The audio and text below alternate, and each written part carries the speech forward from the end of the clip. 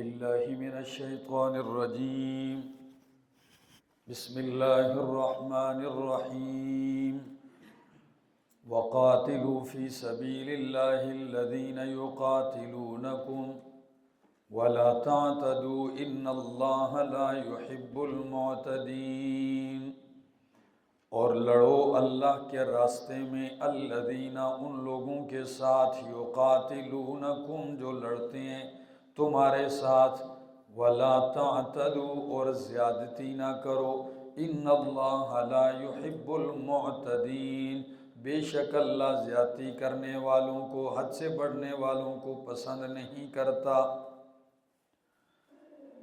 سورۃ البقرہ مضامین کے اعتبار سے 4 حصے تھے اور ہم پڑھ رہے تھے اس کا یہ تیسرا حصہ۔ تیسرا حصہ اور تیسرا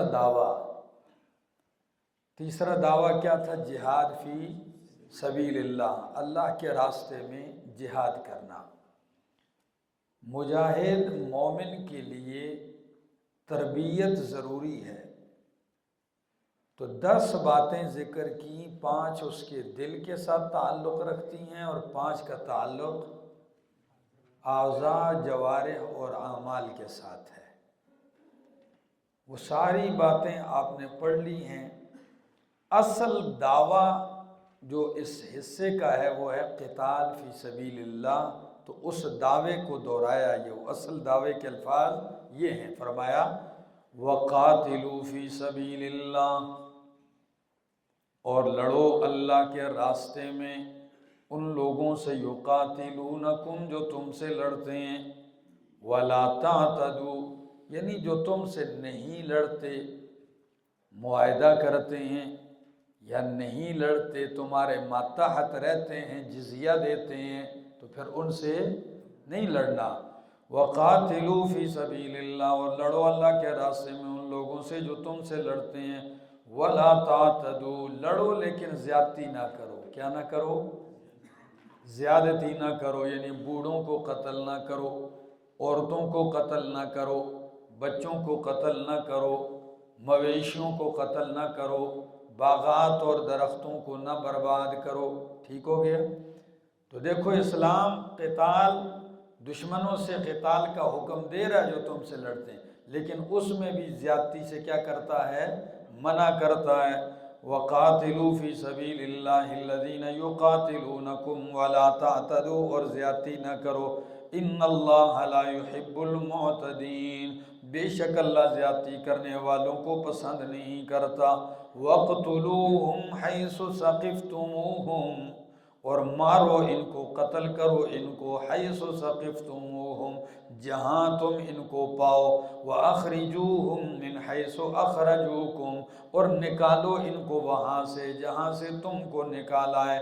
وَالْفِتْنَةُ أَشَدُّ مِنَ الْقَتْلِ، اور فتنہ یعنی شرک اور کفر جو ہے یہ زیادہ سخت ہے، من القتل، قتل سے۔ وَلَا تُقَاتِلُوهُمْ، اور ان سے نہ لڑو، عند المسجد الحرام، مسجد حرام کے پاس، حتیٰ یقاتلوکم، یہاں تک کہ وہ تم سے لڑیں، فیہ، اس مسجد حرام کے آس پاس میں۔ فَإِن قَاتَلُوكُمْ، پس اگر وہ تم سے لڑیں تو فَاقْتُلُوهُمْ، قتل کرو ان کو، كَذَلِكَ جَزَاءُ الْكَافِرِينَ، اسی طرح بدلہ ہے سزائے کافروں کا۔ فرمایا جب لڑائی شروع ہے، اب میدان گرم ہے، تو پھر ان کو نہیں چھوڑنا۔ وَاقْتُلُوهُمْ حَيْثُ ثَقِفْتُمُوهُمْ، جہاں پاؤ ان کو مارو، قتل کرو، اور ان کو نکالو وہاں سے جہاں سے انہوں نے تم کو نکالا ہے۔ تمہیں مسجد حرام سے نکالا، تمہیں مکہ سے نکالا، تمہیں اپنے باپ دادا اور اپنے ذاتی گھروں سے کیا کیا ہے، تو ان کو بھی گھروں میں نہیں رہنا چاہیے۔ ٹھیک ہے؟ نکالو ان کو وہاں سے جہاں سے انہوں نے تمہیں نکالا ہے۔ آگے فرمایا وَلَا تُقَاتِلُوهُمْ عِنْدَ الْمَسْجِدِ الْحَرَامِ، فرمایا وَالْفِتْنَةُ أَشَدُّ مِنَ الْقَتْلِ، فتنہ زیادہ سخت ہے قتل سے۔ اعتراض کا جواب دیا کہ جی یہ قتل قتال یہ مارنا یہ تو زیادتی ہے، اسلام اس کا حکم دیتا ہے۔ فرمایا والفتنۃ اشد من القتل، تمہیں جہاد پر اعتراض نظر آتا ہے کہ مومن لڑتا ہے اور کافر کو مارتا ہے، لیکن تمہیں کفر اور تمہیں شرک اور تمہیں ان کا یہ ظلم نظر نہیں آتا؟ یہ کفر کا جو طوفان انہوں نے برپا کیا ہے اور شرک کا یہ قتل سے بھی زیادہ سخت ہے، یہ بڑا جرم ہے۔ آگے جی وَلَا تُقَاتِلُوهُمْ عِنْدَ الْمَسْجِدِ الْحَرَامِ، اور جنگ نہ کرو ان کے ساتھ مسجد حرام کے پاس، کیونکہ مسجد حرام کے آس پاس حدود حرم ہیں اور حرمت کا خیال کرو مسجد حرام کی، ٹھیک ہے نا، تاکہ مسجد حرام کی حرمت پامال نہ ہو۔ لیکن اللہ نے ان کو منع کر دیا، اب یہ نہیں لڑیں گے، ہاتھ باندھ کے بیٹھے رہیں اور دشمن آ کے ان کو مارے تو پھر فرمایا فَإِن قَاتَلُوكُمْ، پس اگر وہ پہل کر دیں لڑیں تمہارے ساتھ، فَاقْتُلُوهُمْ، تو پھر کیا کرو؟ ہاں قتل کرو۔ فَإِن قَاتَلُوكُمْ فِيهِ، اگر وہ تم سے لڑے اس میں تو فَاقْتُلُوهُمْ، پھر مارو، اجازت ہے۔ كَذَلِكَ، اسی طرح جزاء الکافرین، بدلہ ہے کافروں کا۔ فَإِنِ انْتَهَوْا، پس اگر وہ باز آ جائیں، کیا آ جائیں؟ ہاں لڑائی سے باز آ جائیں یا کفر شرک سے باز آ جائیں، فَإِنَّ اللَّهَ غَفُورٌ رَحِيمٌ، پس بے شک اللہ بخشنے والا مہربان ہے۔ توبہ طائب ہو جائیں تو کوئی دشمنی نہیں ہے۔ آگے وَقَاتِلُوهُمْ، ترغیب الی الجہاد، وَقَاتِلُوهُمْ، اور لڑو ان سے، کب تک؟ حَتَّى لَا تَكُونَ فِتْنَةٌ، یہاں تک کہ نہ رہے فتنہ۔ یہ حکمت جہاد ہے۔ کیا ہے؟ ہاں جہاد کی حکمت کیا ہے؟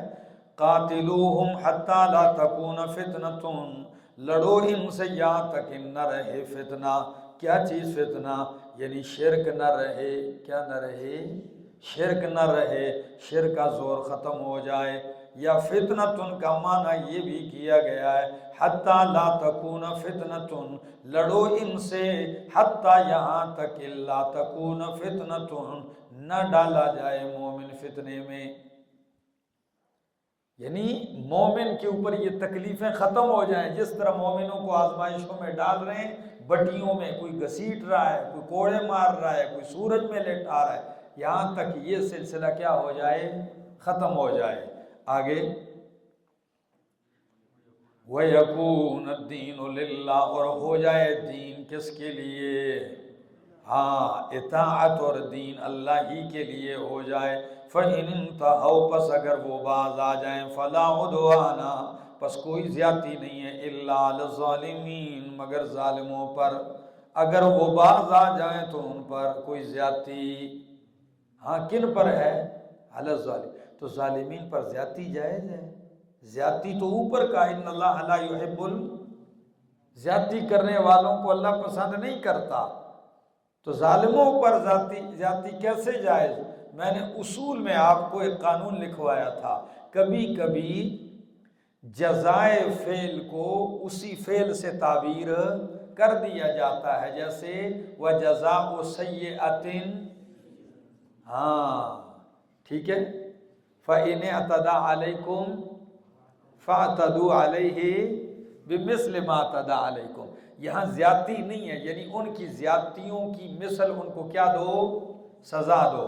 فرمایا فَلَا عُدْوَانَ إِلَّا عَلَى الظَّالِمِينَ، پس کوئی زیادتی نہیں ہے مگر ظالموں پر، یعنی ظالموں کو ظلم کی سزا دینی پڑے گی۔ الشہر الحرام بالشہر الحرام، حرمت والا مہینہ تو بدلہ ہے حرمت والے مہینے کا۔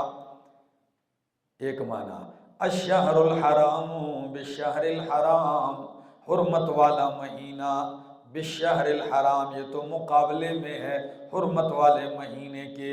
والحرمات قصاص، اور حرمتوں میں احترامات میں قصاص برابری ہے۔ فمن اعتدى علیکم، پس جو زیادتی کرے تم پر فاعتدوا علیہ پس تم بھی زیادتی کرو اس پر بمثل ما اعتدی علیکم اسی طرح جس طرح اس نے تم پر زیادتی کی ہے واتقوا اللہ اور ڈرو اللہ سے وَاعْلَمُوا اور جان لو ان اللہ مع المتقین کہ بے شک اللہ پرہیزگاروں کے ساتھ ہے۔ حرمت والا مہینہ یہ مقابل میں ہے، بدلے میں ہے حرمت والے مہینے کے، والحرمات قصاص اور حرمات میں برابری ہے۔ کیسے برابری ہے؟ ذرا میری طرف توجہ کرو۔ حرمت والے مہینے نبی اکرم صلی اللہ تعالی علیہ وسلم سن 6 ہجری میں عمرہ کے لیے تشریف لائے۔ حدیبیہ کے مقام پر انہیں روک لیا گیا اور عمرہ کرنے کی اجازت نہیں دی۔ کہا جی اس سال نہیں کرنے دیں گے، اگلے سال پھر کر لینا، بس یہ ہماری ضد ہے۔ تو صحابہ کرام اللہ کے پاک پیغمبر صلی اللہ علیہ وسلم واپس ہوئے۔ جب واپس ہوئے اگلے سال جب عمرۃ القضاء قضاء واپس کرنے کے لیے عمرے کے لیے آ رہے تھے،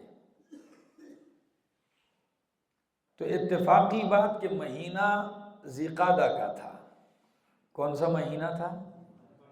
تو صحابہ کرام کے دلوں میں یہ خدشہ پیدا ہوا کہ مہینہ تو حرمت والا ہے اور حرمت والے مہینے 4 ہیں، محرم، رجب، ذی قعدہ، ذی الحجہ، تو یہ تو حرمت والا مہینہ ہے، تو ہم تو حرمت والے مہینے میں ہمارے لیے لڑائی منع ہے، اب اگر ہم لڑیں گے نہیں اور وہ ہم پہ پہل کر دیں تو ہم کیا کریں گے؟ یہ تو سارے مارے جائیں گے۔ اللہ نے فرمایا یہ حرمت والے مہینے ان کے احترامات میں برابری ہے، یعنی اگر وہ احترام کرتے ہیں نہیں لڑتے تو تم بھی نہ لڑو، لیکن اگر وہ پامال کرتے ہو تم پہ پہل کرتے ہیں تو پھر میری طرف سے تمہیں کیا ہے؟ اجازت ہے، تم کیا کر سکتے ہو؟ لڑ سکتے ہو۔ ٹھیک ہو گیا؟ فرمایا والحرمات قصاص، اور احتراموں میں حرمتوں میں تو قصاص برابری ہے، بدلہ ہے۔ فمن اعتدی پس جو زیادتی کرے علیکم تمہارے اوپر فاعتدوا علیہ پس سزا دو اس کو۔ میں نے کبھی کبھی کیا کہا شروع میں کہ اللہ جزائے فعل کو اس فعل سے تعبیر کر دیتے ہیں، تو یہاں زیادتی کی سزا کو زیادتی کے لفظ سے تعبیر کر دیا، ورنہ زیادتی کا حکم نہیں بلکہ زیادتی کے سزا کا حکم ہے۔ فرمایا فاعتدوا پس زیادتی کرو علیہ یعنی سزا دو ان کو زیادتی کی۔ کتنی سزا دو؟ بمثل ما اعتدی علیکم اسی مثل جس قدر انہوں نے تم پر کی ہے۔ واتقوا اللہ اور ڈرو اللہ سے، واعلموا اور جان لو ان اللہ مع المتقین کہ بے شک اللہ پرہیزگاروں کے ساتھ ہے۔ وَأَنفِقُوا فِي سَبِيلِ اللَّهِ ترغیب الی الانفاق۔ کیا؟ ترغیب الی الانفاق، خالی ہاتھ سے نہیں ہوتا جہاد۔ وَأَنفِقُوا فِي سَبِيلِ اللَّهِ اور خرچ کرو اللہ کے راستے میں، وَلَا تُلْقُوا بِأَيْدِيكُمْ اور نہ ڈالو اپنے آپ کو، بِأَيْدِيكُمْ اپنے ہاتھوں سے، إِلَى التَّهْلُكَةِ ہلاکت کی طرف، إِلَى التَّهْلُكَةِ فِي التَّهْلُكَةِ، ٹھیک ہے جی، ہلاکت میں۔ تو اپنی جانوں کو اپنے ہاتھوں سے کس میں نہ ڈالو؟ ہلاکت میں نہ ڈالو۔ کیا مطلب ہے اس کا؟ اے بعدم الانفاق، خرچ نہ کر کے اپنے آپ کو ہلاکت میں نہ ڈالو۔ او میرا دوست، اوپر کیا کہا؟ اللہ کے راستے میں خرچ کرو اور اپنے ہاتھوں سے اپنے آپ کو ہلاکت میں نہ ڈالو، بخل کے ذریعے اور نہ خرچ کر کے، ٹھیک ہے؟ فرمایا نہ خرچ کرنا یہ ہلاکت و بربادی ہے۔ آگے وَأَحْسِنُوا إِنَّ اللَّهَ يُحِبُّ الْمُحْسِنِينَ اور نیکی کرو بے شک اللہ نیکی کرنے والوں کو پسند کرتا ہے۔ وَأَتِمُّوا الْحَجَّ وَالْعُمْرَةَ لِلَّهِ اور پورا کرو حج اور عمرے کو للہ اللہ کے لیے۔ اس کا ما قبل سے کیا ربط ہے؟ چونکہ یہ تنویر ہے ما سبقہ پر۔ ما سبقہ میں گزرا تھا کہ یسألونک عن الأہلہ قل ہی مواقیت للناس والحج۔ ما قبل میں کیا گزرا تھا کہ آپ سے چاند کے بارے میں پوچھتے ہیں کہ یہ کیسے گھٹتا بڑھتا ہے۔ فرمایا کیسے کو چھوڑو، یہ بتاؤ کہ کیوں گھٹتا بڑھتا ہے، مقصد کیا ہے؟ تمہارے اوقات کی معلوم کرنے کے لیے اور حج کا موسم اور مہینہ معلوم کرنے کے لیے، ٹھیک ہے؟ تو پھر وہاں حج کے دوران باطل کی ایک رسم جاہلیت کو، رسم باطل کو رد کیا کہ احرام باندھ لیا، گھر سے نکل گیا، اب گلی سے بھی گھر میں واپس نہیں آ سکتا۔ اب کیسے آتے تھے؟ یا تو پیچھے پچھواڑے میں سوراخ کرتے گھر کے اور داخل ہوتے، یا چھتوں پہ چڑھتے اور پھر سین میں اترتے۔ تو ادھر کہا لیس البر بان تأتوا البیوت من ظہورہا، تو یہاں حج کی وضاحت تفصیل کر دی، اس پہ روشنی ڈال دی ما سبقہ پہ۔ تنویر کا معنی کیا ہے؟ ما سبقہ اختصار والے مسئلے پہ کیا ڈال دی؟ روشنی ڈال دی۔ آگے فرمایا وَأَتِمُّ الْحَجَّ وَالْعُمْرَةَ لِلَّهِ، پورا کرو حج اور عمرے کو للہ، کس کے لیے؟ اللہ ہی کے لیے۔ فَإِنْ أُحْصِرْتُمْ، پس اگر تم روک دیے جاؤ، فَمَا اسْتَيْسَرَ مِنَ الْهَدْيِ، پس جو میسر آئے من الہدی، قربانی کے جانور سے، وَلَا تَحْلِقُوا رُؤُوسَكُمْ، اور نہ منڈواؤ اپنے سروں کو، حَتَّى يَبْلُغَ الْهَدْيُ مَحِلَّهُ، یہاں تک کہ پہنچ جائے ہدی قربانی کا جانور محلہ، اپنے ذبح ہونے کی جگہ یعنی حدود حرم میں۔ فَمَنْ كَانَ مِنْكُمْ مَرِيضًا، پس جو کوئی ہو تم میں سے بیمار، او بِهِ اَذًى مِّن رَأْسِهِ، یا اس کو تکلیف ہو سر کے، یا اس کے سر میں کیا ہو؟ تکلیف ہو، فَفِدْيَةٌ، پس فدیہ من صیام، روزے سے، او صدقۃ، یا صدقے سے، او نسک، یا قربانی ہے۔ فَإِذَا أَمِنْتُمْ، پس جب تم امن میں ہو جاؤ، میری طرف دیکھو میرا دوست ذرا، حج اور عمرہ پورا کرو اللہ کے لیے، لیکن اگر رکاوٹ آ جائے، جہازوں کا سفر تو نہیں ہوتا تھا، ہفتے ہفتے مہینوں مہینوں قافلے راستے میں ہی احرام باندھے ہوئے چل رہے ہوتے تھے۔ اگر تمہیں روک دیا جائے، احصرتم، ٹھیک ہے جی، روک دیے جاؤ۔ اب احصرتم فاعل نہیں بتایا، کون روکے تمہیں؟ روک دیے جاؤ، یہ بھی ہو سکتا ہے دشمن روک دے، یہ بھی ہو سکتا ہے کوئی اور حادثہ درمیان میں آئے، یہ بھی ہو سکتا ہے ٹانگیں ٹوٹ جائیں ادھر اسپتال میں پڑے رہو، ٹھیک ہے، نہیں پہنچ سکتے۔ مفسرین نے یہ ساری چیزیں لکھی ہیں، ٹھیک ہے۔ اگر تم روک دیے جاؤ، اب کیا کرنا ہے حالت احرام میں ہو؟ فرمایا اب تم نہیں جا سکتے ہو، جو قربانی کا جانور تمہیں میسر ہو اس کو آگے بھیج دو۔ اب تمہاری قربانی کا جانور کیا ہو جائے؟ آگے پہنچ جائے۔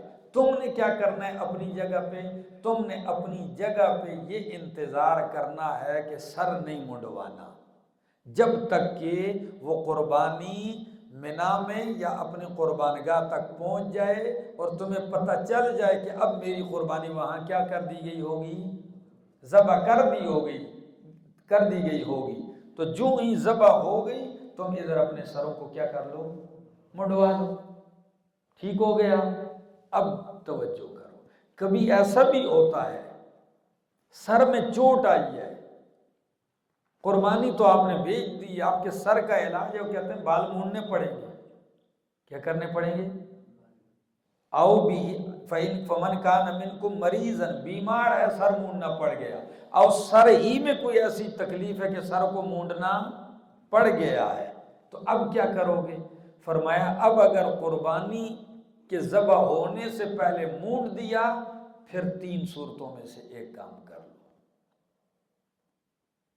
قربانی ذبح ہونے سے پہلے سر مونڈ لیا تو 3 کاموں میں سے ایک کام، یا تو روزے رکھنے پڑیں گے۔ کیا رکھنے پڑیں گے؟ اچھا، او صدقتن یا صدقہ دینے پڑے گا، 3 روزے رکھنے پڑیں گے یا صدقہ دینا پڑے گا۔ اور صدقہ کتنے آدمیوں کو؟ 6 آدمیوں کو۔ کتنے آدمیوں کو؟ صحیح مسلم کی حدیث ہے، صدقہ کتنے آدمیوں کو دینا پڑے گا؟ 6 آدمیوں کو۔ او نسکن، یا پھر تمہیں دم دینا پڑے گا۔ وہ پہلی قربانی الگ تھی، اب یہ دوسری کس پر؟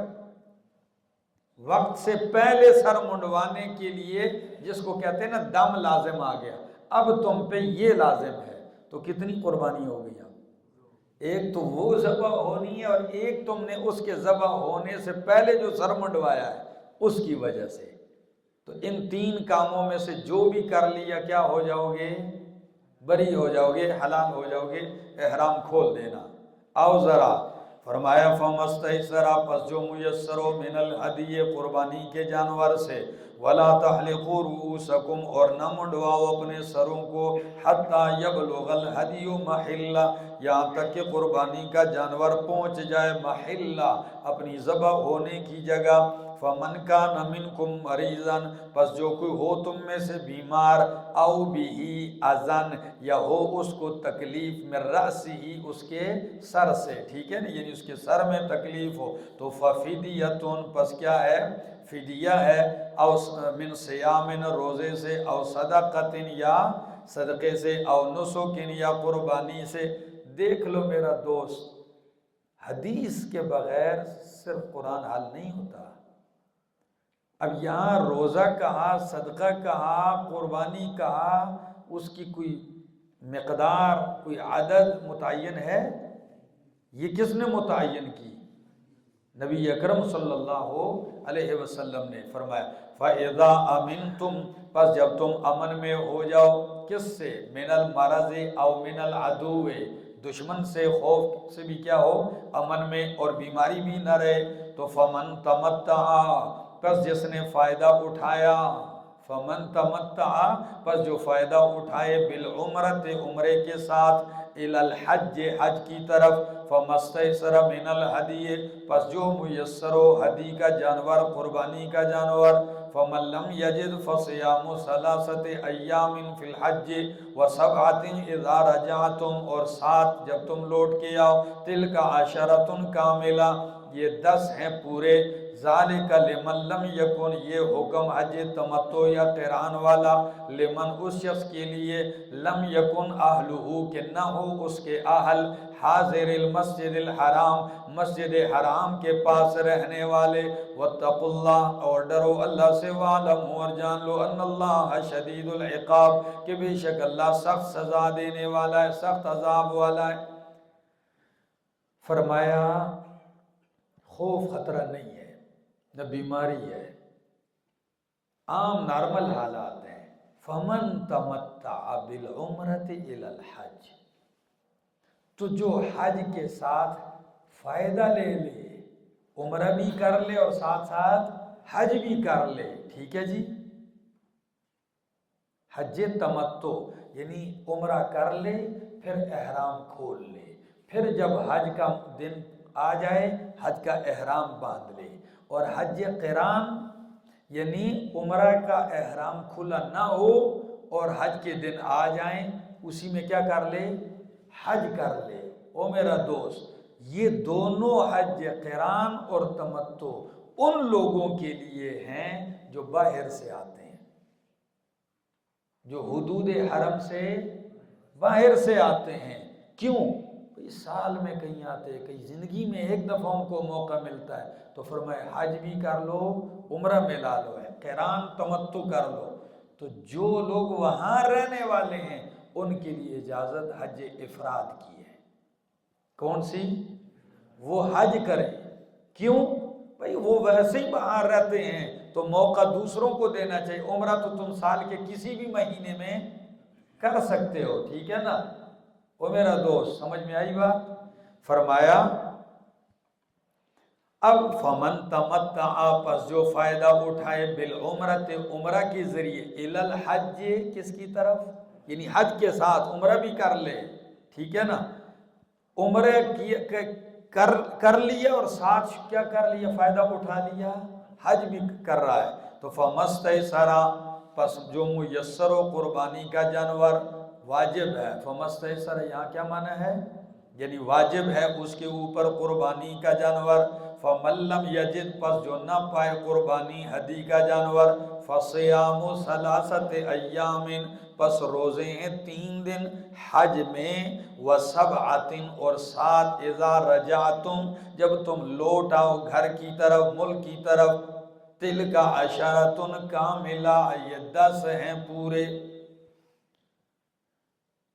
اب آپ نارمل حالات میں حج قران یا حج تمتع کر رہے ہیں، آپ کے پاس قربانی کا جانور نہیں ہے، بس نہیں پیسے ختم ہو گئے، کوئی اور وجہ سے جانور نہیں ملا، نہیں میسر آیا، تو تمہارے لیے حکم ہے 3 روزے ادھر رکھو گے حرم میں، اور 7 روزے کدھر رکھو گے؟ گھر میں رکھو گے۔ تلک عشرۃ، تو یہ کہنے کی کوئی ضرورت تھی؟ کیا ان لوگوں کو نہیں پتا تھا کہ 3 اور 7 10 ہوتے ہیں؟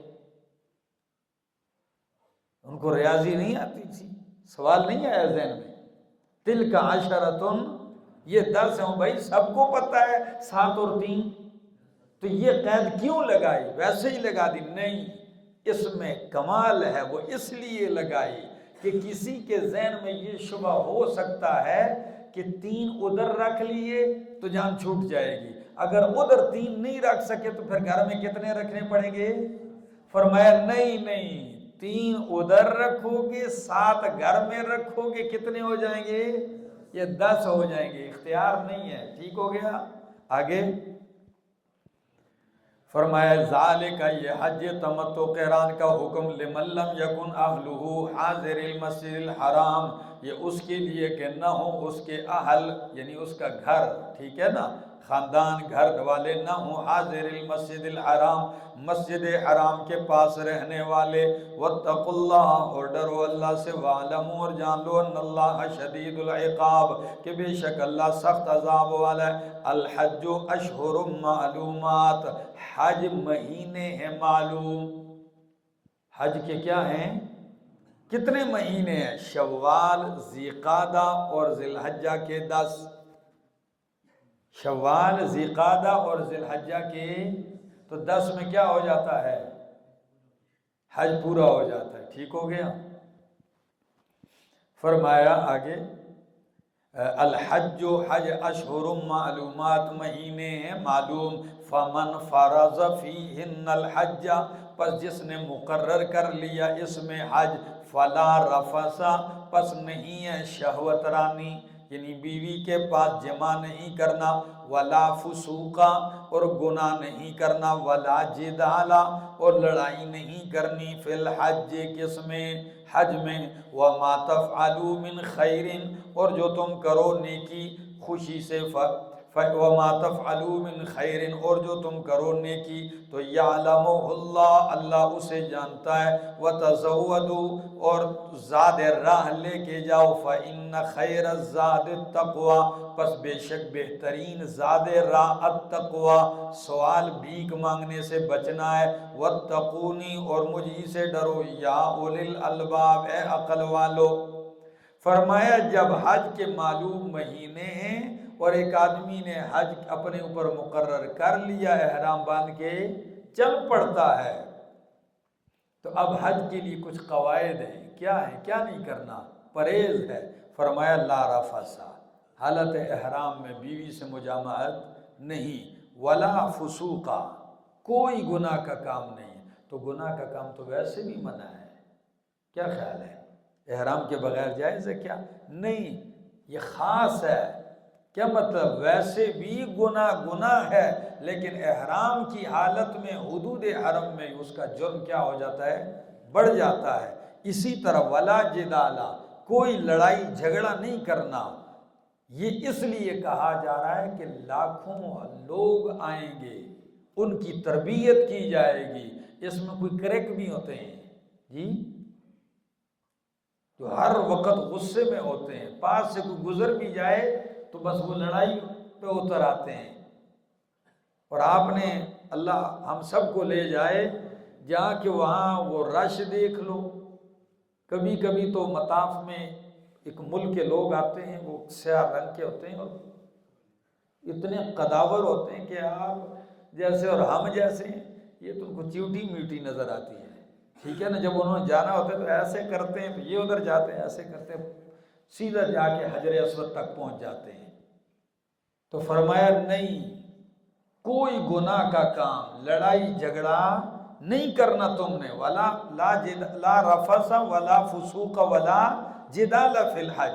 قربان جاؤں، شیخ الاسلام ابن تیمیہ رحمہ اللہ فرماتے ہیں کہ انسان کے اندر کئی طاقتیں ہیں۔ کیا ہیں؟ کئی قوتیں ہیں۔ ایک قوت شہوانی ہے۔ کیا ہے؟ شہوانی، یہ حیوان کی خصلت ہے۔ نمبر 2 قوت غضبی ہے، غصہ ہر وقت، یہ شیطان کی خصلت ہے۔ نمبر 3 قوت ملکی، فرشتے کی قوت، یہ فرشتوں کی خصلت ہے۔ کتنی قوتیں ہیں؟ شہوانی حیوان کی خصلت، غضبی شیطان کی خصلت، ملکی فرشتے کی خصلت، یہ تینوں انسان کے اندر ہے۔ اگر ایک شخص کے اوپر قوت شہوانی ہی غالب ہو تو پھر اس کو برائیوں میں دیکھو جگہ نہ جگہ نہیں دیکھتا ہے، ٹھیک ہے نا۔ وہ حیوان کی طرح گلی میں، ٹھیک ہے نا، روڈ پہ آپ نے جانوروں کو دیکھا ہے کبھی کہ وہ سائیڈ پہ ہو جائیں؟ نہیں، وہ خواہش جدھر بھی آتی ہے پوری کرنے لگ جاتے ہیں، تو وہ انسان حیوان بن جاتا ہے۔ اور دوسری قوت غضبی ہے، یہ شیطان کی خصلت ہے۔ تو جس پر اس کا غلبہ ہوتا ہے، جس گلی چوک میں دیکھو اس کو کوئی نہ کوئی پھٹا لگا ہوگا، لڑ رہا ہے، کبھی ادھر لڑ رہا ہے کبھی ادھر لڑ رہا ہے۔ کیوں؟ قوت غضبی اس پہ غالب ہے۔ اور جب قوت غضبی اور قوت شہوانی کو کنٹرول کر لے تو پھر اس میں پیدا ہو جاتی ہے قوت ملکی۔ کیا غالب ہو جاتی ہے؟ یہ فرشتے کی خصلت ہے۔ پھر یہ ہوتا انسان ہے، فرشتہ صفت نظر آتا ہے۔ اس آیت میں تمہاری قوت شہوانی کو بھی قابو کرنے کا کہا۔ او میرا دوست، قوت غضبی جدال کو بھی قابو کرنے کا کہا، ٹھیک ہے جی۔ شہوانی غضبی کو روک لو، جب ان کو روک لو گے تم فرشتہ صفت حاجی بن جاؤ گے، پھر حاجی ہوگا نا جی۔ کیا خیال ہے؟ 2-3 حج کر لے تو الحاج۔ حالانکہ نماز بھی فرض ہے، لیکن کوئی اپنے گیٹ کے باہر نہیں لکھتا نمازی صاحب فلاں جی۔ روزہ بھی بندے رکھتے ہیں، یہ بھی ایک فریضہ ہے، لیکن ادھر کوئی نہیں لکھتا۔ حج سارے باہر کیا لکھوا دیتے ہیں۔ میں نے ایک دن درس میں تھوڑا سا ان کا تذکرہ کیا تو ہمارے حج کے ایک مقتدی تھے، اللہ ان کو خوش رکھے، ان کے دروازے کے باہر بھی بورڈ پہ الحاج والد صاحب کے ساتھ لکھا ہوا تھا ان کے، اور حاجی ان کے ساتھ لکھا ہوا تھا۔ تو بس دوسرے دن جب میں گیا تو انہوں نے بورڈ اکھیڑ کے ہٹا دیا تھا۔ میرے دوستو، کوئی حرج بھی نہیں ہے، لیکن جتنا نام و نمود سے بندہ دور ہو اتنا ہی کیا ہے، اچھا ہے۔ آگے جی، فَلَا رَفَثَ وَلَا فُسُوقَ وَلَا جِدَالَ فِي الْحَجِّ وَمَا تَفْعَلُوا، اور جو تم کرو من خیر نیکی یعلمہ اللہ، تو اللہ اسے جانتا ہے۔ وَتَزَوَّدُوا فَإِنَّ خَيْرَ الزَّادِ التَّقْوَىٰ، اور زاد راہ لے کے جاؤ، اس لیے کہ بہترین زاد راہ تو تقویٰ ہے، اپنے آپ کو بچانا ہے۔ اور کس سے بچانا ہے؟ بھیک سے مانگ بچانا ہے۔ یہ آیت اصل میں ان لوگوں کا رد ہے، کچھ لوگ حج کے لیے جاتے تھے، نہ سواری نہ پیسے، وہ گھر سے چادر لی چل پڑے حج کے لیے۔ اب راستے میں کسی جگہ، قافلے تو ہر طرف سے آ رہے تھے، کسی جگہ دسترخوان لگا ہوا ہے ادھر بیٹھ جاتے، ان کے ساتھ کھا لیا جی۔ کسی کے وہی سواری پر بٹھا کے اس کے ساتھ بیٹھ گیا، اور اپنے آپ کو کہتے ہیں ہم متوکلین ہیں۔ کیا ہے؟ ہم متوکلین، بس ہم اللہ کے توکل پر نکلے، نہ جیب میں پیسہ ڈال کے لائے ہیں، نہ کھانے کا کوئی انتظام، اور حج کے لیے آئے ہیں، ٹھیک ہے نا۔ ہم کیا ہیں؟ تو فرمایا اگر یہی حال ہے، یہ شریعت کا کوئی مسئلہ نہیں، یہ متوکلین نہیں، یہ متعقلین ہے. یہ متوکلین نہیں ہے، کیا ہے؟ متعقلین، کھانے کے لیے، ہاں پیداگیر، ٹھیک ہے نا. کئیوں کو ادھر دیکھو جہاں ٹرک کھڑا ہوتا ہے کوئی چیز بانٹی جاتی ہے، ایک دوسرے کے سر پھوڑ کے ادھر سے وہ لیتے ہیں. تو بھائی اتنا لو کہ تمہیں کسی کا سر پھوڑنے کی ضرورت، بھیک مانگنے کی ضرورت نہ پڑے. اور کئی تو ایسے بھی دنیا کے ایسے لوگ ہیں جو ویزا ہی اسی لیے لگواتے ہیں حج عمرے کا کہ مانگنے جاتے ہیں. کئی تو جاتے ہی بھیک مانگنے کے لیے ہیں. پچھلے دنوں میں اخبارات میں بھی بہت بڑی بدنامی ہوئی تھی ہمارے ملک کی. کوئی بیکاری وہاں ہے، وہ سارے کسی کا ہاتھ کٹا ہے باہر بیٹھا ہوا ہے، کسی نے اپنی ٹانگ ٹیڑھی کی ہوئی ہے باہر بیٹھا ہوا ہے، ٹھیک ہے نا. ہمارے لوگوں کا اعتقاد بہت کمزور ہے. گناہگار آنکھوں کے ساتھ دیکھا حرم کے باہر چوک ہے، کبوتر چوک میں، تو کچھ تو وہ دانے پھینک رہی ہیں عورتیں، مرد لگے ہوئے کبوتر ہی کبوتر، کچھ وہاں دانے چن رہی ہیں اور شاپر میں ڈال رہی ہیں. تو میں نے کہا اگر دانے ہی لینے تو ایسے اکٹھے کر کے کیوں نہیں ڈالتی؟ تو ہمارے ساتھ حاجی صاحب تھے، تو میں نے کہا اچھا جا کے ذرا ان سے پوچھیں کیا مسئلہ ہے ان کو. اس عورت سے انہوں نے پوچھا کہ بہن جی یہ کیا کر رہی، کیا چیز چن رہی ہو؟ کہنے لگی اس دانوں میں سے، ان دانوں میں سے وہ دانہ چنتی ہوں جو خوشے میں بند ہوتا ہے. ایک وہ دانہ جس کے اوپر سے چھلکا ہٹا ہوتا ہے، ایک وہ دانہ ہوتا ہے جو خوشے میں، گندم کے دانے، تو وہ خوشے میں بند دانے لے کے جاتے ہیں. کہ یہ کیوں؟ یہ جن کی اولاد نہیں ہوتی ان کی اولاد ہوتی ہے، جن کے بیٹے نہیں ہوتے یہ ان کے لیے. کعبۃ اللہ اندر ہے چوک میں باہر، یہ ذہن ہے. کالے برقے پہنے بھی خواتین باہر بیٹھی ہیں، کیا بھائی؟ مائی مریم دا پنجا، ایک جڑی آپ نے دیکھی ہوگی، ایک جڑی بوٹی ہے، ساری تقریباً ایک سائز کی ہے. تو میں نے پوچھا یہ کیا ہے؟ کہنے لگی یہ مائی مریم کا، یہ جن کی اولاد نہیں ہوتی یہ مائی مریم دا پنجا ہے. اور بھائی مائی مریم کے پنجے کی ضرورت نہیں، اللہ سے مانگو. کیا کرو؟ اللہ کا گھر ہے کعبۃ اللہ، آئے ہو. فرمایا فَإِذَا، کہاں سے الفاظ؟ لیس علیکم جناح، کوئی گناہ نہیں ہے تمہارے اوپر، ان تبتغوا فضلا من ربکم، کہ تم تلاش کرو اپنے رب کا فضل. فَإِذَا أَفَضْتُم مِّنْ عَرَفَاتٍ، پس جب تم لوٹو عرفات سے، کوئی گناہ نہیں تم پر کہ تم اپنے رب کا فضل تلاش کرو. کچھ لوگ ایسے ہوتے تھے وہاں جاتے تھے ساتھ میں استرا لے لیا کہ بھائی جب میں نے اپنے سر مونڈنا ہے تو سینکڑوں اوروں کی بھی مونڈ لیتے، پیسے بھی لے لیتے تو ان کو آمدنی بھی ہو جاتی. کئی ایسے لوگ حج کے لیے بھی جاتے، اپنے ساتھ کچھ چیزیں لے کے چلے جاتے، ادھر بیچ کے حج بھی کر لیتے، ان کو بھی فروخت کر لیتے، کاروبار بھی ہو جاتا. ایک تابعی نے حضرت عمر رضی اللہ تعالیٰ عنہ سے آ کے پوچھا یا امیر المومنین، مجھے کئی لوگ کہتے ہیں تیرا حج نہیں ہوا. فرمایا کیوں؟ کہا جی میں آتے ہوئے اپنے ساتھ کئی سواریاں لے کے آیا. تو کہا پھر؟ میں نے کہا حج بھی کروں گا، کسی کو سواری کی ضرورت ہوگی تو کرائے پہ سواری بھی دے دوں گا تو کما لوں گا. تو حضرت عمر رضی اللہ تعالیٰ نے فرمایا کیا تو نے طواف نہیں کیا؟ کہا کیا. کیا تم نے جمرات کی رمی نہیں کی؟ عرفات گئے ہو؟ گئے ہوں. یہ کیا؟ فرمایا پھر تیرا حج کیوں نہیں ہے؟ یہ جو تو کر رہا ہے یہ اللہ کا فضل ہے. کیا ہے؟ یہ اللہ کا فضل ہے، تو کما رہا ہے، کوئی بری بات نہیں ہے. لفظ فرمایا لیس علیکم جناح، کوئی گناہ نہیں ہے تم پر، ان تبتغوا فضلا من ربکم، کہ تم تلاش کرو اپنے رب کا فضل. فَإِذَا أَفَضْتُم مِّنْ عَرَفَاتٍ، پس جب تم لوٹو من عرفات، عرفات سے، فَاذْكُرُوا اللَّهَ، تو یاد کرو اللہ کو، عند المشعر الحرام، مشعر حرام کے پاس، یعنی مزدلفہ کے پاس. کس کے پاس؟ یہ کب ہے؟ جب تم لوٹو عرفات سے، یعنی 9 تاریخ کو، ذی الحجہ کی 9 تاریخ کو تم غروب شمس کے بعد لوٹو تو کدھر آؤ؟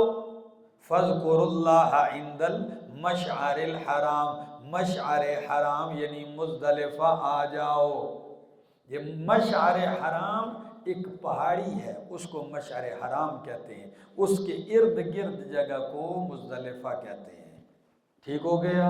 فرمایا فَاذْكُرُوا اللَّهَ عِنْدَ الْمَشْعَرِ الْحَرَامِ وَاذْكُرُوهُ كَمَا هَدَاكُمْ، وَاذْكُرُوهُ، اور یاد کرو اس کو، كَمَا هَدَاكُمْ، اس طریقے پر جو اس نے تمہیں بتایا ہے۔ کیا؟ یا اللہ کما یہ تعلیل کے لیے ہے۔ پہلا معنی ہے کہ اللہ کو یاد کرو اس طریقے پر جو بتایا ہے، اس سے ہٹنا نہیں، اور اگر تعلیل کے لیے ہو تو وَاذْكُرُوهُ، یاد کرو اس کو، اس وجہ سے کہ اس نے تمہیں ہدایت دی ہے۔ آگے وَإِن كُنتُم مِّن قَبْلِهِ لَمِنَ الضَّالِّينَ، ان مخففہ من المثقلہ ہے، ان مخففہ من المثقلہ ہے۔ کیا مطلب؟ ان تھا، کیا تھا؟ تو معنی ہوگا انکم، انکم، ٹھیک ہے، لیکن ان کنتم نہیں بن سکتا تو ان کنتم کر دیا، ٹھیک ہے۔ تو فرمایا بے شک، معنی وہی مثقلہ والا کرو کہ بے شک تھے تم اس سے پہلے من الضالین، بے خبروں سے۔ کن میں سے تھے؟ تمہیں کوئی خبر نہیں تھی، بے علم تھے، گمراہ تھے، اللہ نے ہدایت دی۔ آگے ثم افیضوا من حیث افاض الناس، اور پھر لوٹو وہاں سے جہاں سے لوگ لوٹتے ہیں، واستغفر اللہ، اور یاد کرو واستغفر اللہ، بخشش طلب کرو اللہ سے، ان اللہ غفور الرحیم، بے شک اللہ بخشنے والا مہربان ہے۔ وہاں سے لوٹو جہاں سے لوگ لوٹتے ہیں، یہ کیا مطلب ہے؟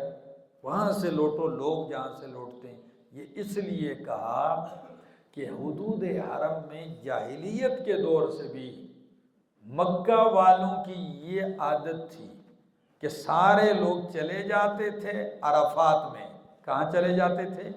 اور پھر عرفات سے لوٹ کے آتے تھے مکہ، اور مکے والے جو ہوتے تھے یہ مزدلفہ ہی سے واپس آ جاتے، عرفات نہیں جاتے تھے، یہ مزدلفہ ہی سے واپس آ جاتے۔ کسی نے پوچھا یہ کیوں کر؟ او بھائی ہم میں تو اور لوگوں میں فرق ہے، ہم حرم والے ہیں، ہم حدود حرم میں رہتے ہیں، اور عرفات حدود حرم سے باہر ہے، عرفات حدود حرم سے باہر ہے، تو ہم مزدلفہ حدود حرم کے اندر ہے، تو ہم چونکہ حرم کے رہائشی ہیں تو ہمیں باہر جانے کی ضرورت ہو، ہم اندر سے ہی لوٹ کے آئیں گے ادھر ہی سے، اور باقی لوگ باہر جائیں گے۔ اللہ نے فرمایا ایسا جہاں لوگ جا کے پلٹتے ہیں تم نے بھی جا کے وہیں عرفات ہی سے پلٹ کے آنا ہے۔ پتہ نہیں میری بات سمجھ میں آئی؟ فرمایا ثم افیضوا، پھر لوٹو، من حیث افاض الناس، جہاں سے لوگ پلٹتے ہیں یعنی میدان عرفات سے، واستغفر اللہ، اور بخشش طلب کرو اللہ سے، ان اللہ غفور الرحیم، بے شک اللہ بخشنے والا مہربان ہے۔ دیکھو عرفات جانے کو تو وہ عیب سمجھتے تھے، جو شریعت کا حکم ہے جانا، لیکن یمن جاتے، شام جاتے نوکری کے لیے، مزدوری اور کمائی اور پیسے کے لیے، ادھر جانا منع نہیں ہے۔ اب عبادت میں شیطان نے بس ان کے دماغ میں کجی ڈال دی ہے کہ ہم مکے والے جو ہیں کدھر نہیں جائیں گے؟ ہم عرفات نہیں جائیں گے، تو بس یہ نہیں جاتے تھے، مزدلفہ سے واپس آتے۔ اللہ نے فرمایا ایسے نہیں کرنا، تم سب نے کہاں سے لوٹ کے آنا ہے؟ عرفات سے۔ آگے جی فَإِذَا قَضَيْتُمْ، پس جب تم پورے کر چکو، ادا کر چکو، قَضَيْتُمْ ادَّيْتُمْ، ٹھیک ہے، جب تم ادا کر چکو مناسککم، اپنے حج کے افعال و مناسک، فَاذْكُرُوا اللَّهَ كَذِكْرِكُمْ آبَاءَكُمْ، تو یاد کرو اللہ کو، كَذِكْرِكُمْ آبَاءَكُمْ، جس طرح یاد کرتے ہو تم اپنے آبا و اجداد کو۔ ہاں جیسے یاد کرنا تمہارے باپ دادا کو، او اشد ذکر، او بمانے بلکہ اس سے بھی زیادہ یاد کرو۔ میری طرف دیکھو، حج مکمل ہوا، سارے احکام پورے ہوئے۔ یہ جاہلیت کے لوگ مشرکین مکہ وہاں 3 دن میلہ لگا لیتے۔ 3 دن کیا لگا ہے؟ بھئی حج ہو گیا، موج مستی کریں، میلہ لگا لیا، اس میں شاعری ہو رہی ہے، محفلیں ہو رہی ہیں، قصیدے پڑھے جا رہے ہیں، کوئی باپ دادا کی تعریف میں قصیدہ کہتے ہیں، واہ واہ واہ، پھر ہو، ہاں جتنا شعر میں کوئی جھوٹ بولتا ہے لوگ کہتے ہیں ارشاد، پھر ایک دفعہ یہ کرتے رہے۔ اللہ نے فرمایا یہ چیزیں بند۔ اب کس کو یاد کرنا ہے؟ باپ دادا کو نہیں یاد کرنا، بلکہ باپ دادا کو جس طرح ادھر یاد کرتے تھے، ادھر یاد کرنے کی جگہ کس کو یاد کرنے کی جگہ؟ اللہ کو یاد کرو، اور باپ دادا کے یاد کرنے سے زیادہ یاد کرو، اس کو بند کرو، اللہ کو یاد کرنا شروع کر دو۔ فرمایا فَإِذَا قَضَيْتُم مَنَاسِكَكُمْ، پس جب تم ادا کر چکو اپنے حج کے افعال تو یاد کرو اللہ کو، کَذِکْرِکُم، جس طرح کہ یاد کرنا تمہارا آباءکم، اپنے آبا کو، او اشد ذکرن، یا اس سے بھی زیادہ یاد کرنا، او بمانے بلکہ اس سے بھی زیادہ۔ 2 معنی، ایک معنی اور سن لو، وہ دوسرا معنی کیا ہے؟ او اشد ذکرن یعنی کا ذکرکم آباءکم، حج مکمل ہو گیا، اللہ سے مانگو، اس طرح گڑ گڑا کے مانگو جس طرح بچے ماں باپ سے چمٹ کے گڑ گڑا کے مانگتے ہیں، بلکہ اس سے بھی زیادہ گڑ گڑا کے اپنے رب سے کیا کرو؟ مانگو۔ اذکروا اللہ کذکرکم آباءکم او اشد ذکرا فمن الناس من یقول، پس لوگوں میں سے، دیکھو میرا دوست، حج ہے نا، تو حاجیوں کی کتنی قسمیں ہیں؟ 2 قسمیں ہیں۔ کوئی حاجی وہ ہوتا ہے جو کہتا ہے یا اللہ بس دنیا ہی دے دے، بس نہیں چاہیے، اور سر کوٹھی بنگلہ دنیا ہی مانگ رہا ہے۔ میں نے گزشتہ سال اس جگہ ایک واقعہ سنایا تھا کہ ایک شخص نے جا کے ادھر دعا مانگی تھی، کہتا ہے یا اللہ حلال حرام تبے نگورے خو بس رائے کا، اتنا پیاسا تھا، کہتا ہے اللہ حلال حرام نہ دیکھو، بس مجھے دے دے مال، اتنا۔ تو مجھے کسی شخص نے بتایا اب اللہ نے اس کو مال تو دیا ہے، ہر بیٹے کے پاس پراڈو لینڈ کروزر ہے، لیکن ہے سارے حرام کے۔ بھئی جب رب سے مانگنے ہیں تو کیا مانگو؟ حلال مانگو۔ دولت اللہ دیتا ہے تو فرعون کی دولت نہ مانگو بھائی، عثمان غنی کی دولت مانگو، کسی کام پہ تو لگے۔ واہ عثمان، آج تک مکہ میں، حرم مدینہ میں حضرت عثمان کا اکاؤنٹ آج بھی چل رہا ہے، وہاں کا جو خیر کا اکاؤنٹ ہے کام کا، اس دور سے اب تک وہ اکاؤنٹ جاری ہے، اور وہ اس پہ کار خیر ہو رہا ہے، کاروبار ہو رہا ہے۔ تو دولت مانگو تو ایسی مانگو نا۔ فرمایا فَمِنَ النَّاسِ، پس لوگوں میں سے بعض ایسے بھی یقولو جو کہتے ہیں ربنا، اے ہمارے رب، آتنا فی الدنیا، ہمیں کدھر دے دے؟ دنیا ہی میں دے دے، وَمَا لَهُ فِي الْآخِرَةِ مِنْ خَلَاقٍ، نہیں ہے اس کے لیے آخرت میں کوئی حصہ، وَمِنْهُمْ، اور کچھ سعید قسم کے لوگ ہوتے ہیں، یعنی خوش بخت نیک بخت لوگ، سعادت مند، وہ کہتے ہیں ربنا، اے ہمارے رب، آتنا فی الدنیا حسنہ، اللہ ہمیں دے دے دنیا میں بھی اچھا، وفی الآخرت حسنہ، اور آخرت میں بھی اچھا دے دے، وقنا عذاب النار، اور بچا ہمیں آگ کے عذاب سے۔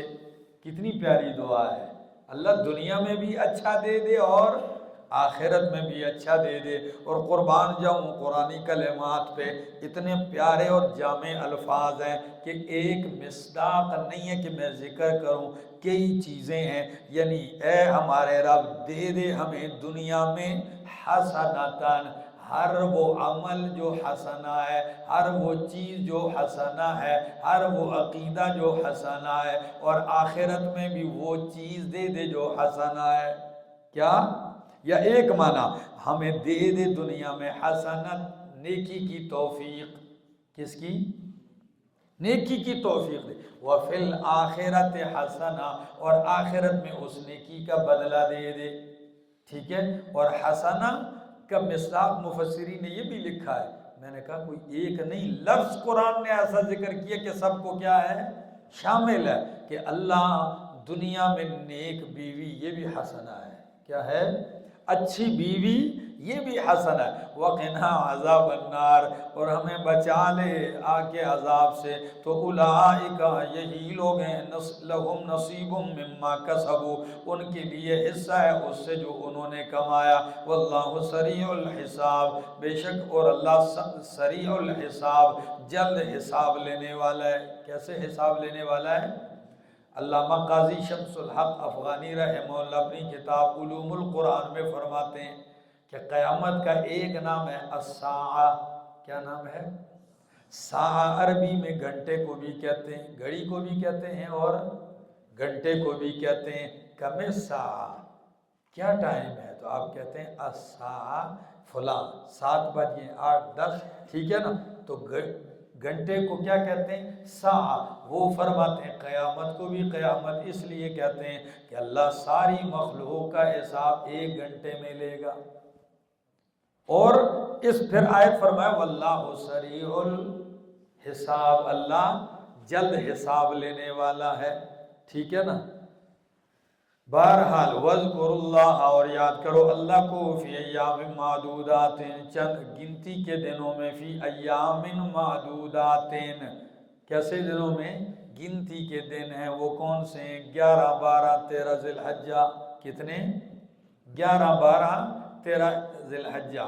فَمَن تَعَجَّلَ فِي يَوْمَيْنِ، پس جس نے جلدی کی 2 دنوں میں، فَلَا إِثْمَ عَلَيْهِ، تو کوئی گناہ نہیں ہے اس پر، وَمَن تَأَخَّرَ، جس نے تاخیر کی 2 دنوں میں، فَلَا إِثْمَ عَلَيْهِ، تو کوئی گناہ نہیں ہے اس پر، لِمَنِ اتَّقَى، اس شخص کے لیے جو تقوی اختیار کرتا ہے، بچتا ہے، وَاتَّقُوا اللَّهَ، ڈرو اللہ سے، وَاعْلَمُوا، اور جان لو کہ أَنَّكُمْ إِلَيْهِ تُحْشَرُونَ، تم اسی کی طرف لوٹائے جاؤ گے، میری طرف دیکھو۔ فَمَن تَعَجَّلَ فِي يَوْمَيْنِ فَلَا إِثْمَ عَلَيْهِ وَمَن تَأَخَّرَ فَلَا إِثْمَ عَلَيْهِ۔ یہ کیا ہے؟ قرآن نے حج بتایا تو کچھ غلط نظریات، کچھ غلط رسومات کا رد بھی کیا ہے، ان میں سے ایک یہ ہے کہ حج کی، میری طرف دیکھو، 11 12 13 کتنے دن؟ 3 دن ہے، پیچھے 11 کے بعد 2 دن رہتے ہیں، ٹھیک ہے؟ ان 2 دنوں میں جو 12 کی رمی ہے یہ واجب ہے، 12 کو رمی کرنا کیا ہے؟ واجب ہے، اور 13 کی رمی افضل ہے، واجب نہیں ہے، ٹھیک ہے جی؟ اب لوگوں نے ایک رسم یہ بنائی کہ 12 کو جو رمی کر لے گا تو وہ غروب آفتاب سے پہلے پہلے کیا کرے گا؟ اس کا لوٹنا فرض ہے، واپس مکہ جائے گا۔ دوسرے نے کہا کہ نہیں، لوٹ کر جانا گناہ ہے، 13 کو بھی ٹھہرے گا اور رمی کرے گا۔ ایک نے کہا 12 کی رمی کے بعد ادھر ٹھہرنا گناہ ہے، واپس جائے۔ دوسرے گروہ کی رائے تھی کہ 12 کے بعد ادھر ٹھہرنا ضروری ہے، 13 کی بھی کیا ہے؟ اللہ نے فرمایا نہیں، ان 2 دنوں میں جس نے جلدی کی یعنی 12 کی رمی کی واپس آ گیا کوئی حرج نہیں، اور اگر ٹھہرا رہا 13 کی بھی رمی کر کے پھر آیا تو اس پر بھی کوئی گناہ نہیں ہے، ٹھیک ہے جی؟ فرمایا فَمَن تَعَجَّلَ فِي يَوْمَيْنِ، پس جس نے جلدی کی 2 دنوں میں تو کوئی گناہ نہیں ہے اس پر، وَمَن تَأَخَّرَ، اور جس نے تاخیر کی تو اس پر بھی کوئی گناہ نہیں ہے، لِمَنِ اتَّقَى۔ بات تو یہ ہے، یہ باتیں ساری کس کے لیے ہیں؟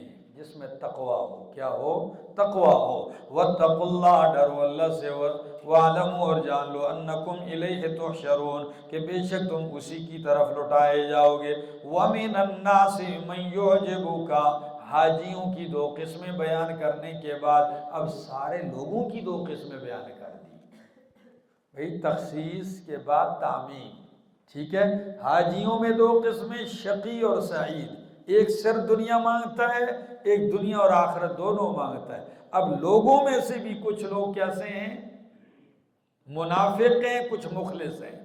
تو منافق کی حالت دیکھو، فرمایا وَمِنَ النَّاسِ، اور لوگوں میں سے من ایسے بھی ہیں یعجبک کہ تعجب میں ڈالتی ہے آپ کو قولہ اس کی بات فی الحیات الدنیا دنیا کی زندگی میں، وَيُشْهِدُ اللَّهَ اور وہ گواہ بناتا ہے اللہ کو عَلَى مَا فِي قَلْبِهِ اس پر جو اس کے دل میں ہے، من الاخلاص والمحبت وَهُوَ أَلَدُّ الْخِصَامِ حالانکہ وہ سخت جھگڑالو ہے، وَإِذَا تَوَلَّى اور جب وہ پھرتا ہے آپ کی محفل سے، سعیٰ فی الارض کوشش کرتا ہے زمین میں، لیفسد فیہا تاکہ فساد کرے اس میں، ویہلک الحرث والنسل اور ہلاک کرے برباد کرے کھیتی کو، حرث کھیتی کو، والنسل اور نسل کو جانوروں کو مویشیوں کو، واللہ لا يحب الفساد اور اللہ پسند نہیں کرتا فساد کو،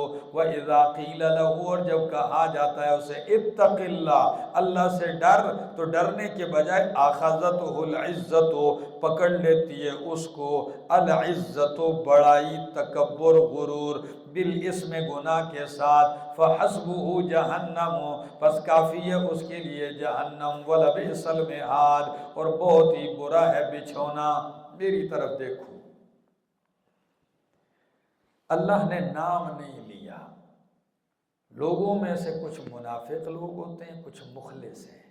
ہاں مفسرین نے اس کا ایک مصداق ذکر کیا ہے، ٹھیک ہے، العبرۃ لعموم اللفظ لا لخصوص السبب، یہ قانون ہے تفسیر کا، العبرۃ لعموم اللفظ لا لخصوص السبب، اعتبار عموم لفظ کا ہوتا ہے، اعتبار لفظ عام ہے اس کو عام رکھا جائے، ہاں لا لخصوص السبب، سبب خاص بھی ہو سکتا ہے، کیا سبب؟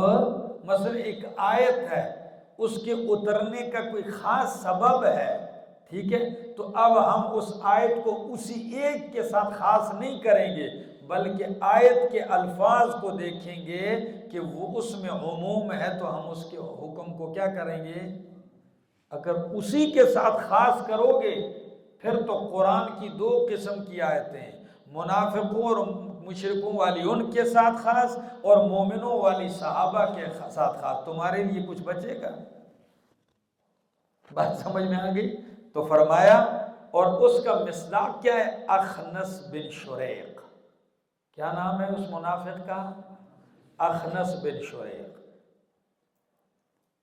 ایسا بدبخت تھا زبان کا چرب کہ محفل میں آتا نا تو پھر آدمی کی توجہ اسی طرف ہوتی، بولتا ہے بس سارے اس کی بات سنتے، اور نبی علیہ السلام کے پاس آ کے بیٹھتا،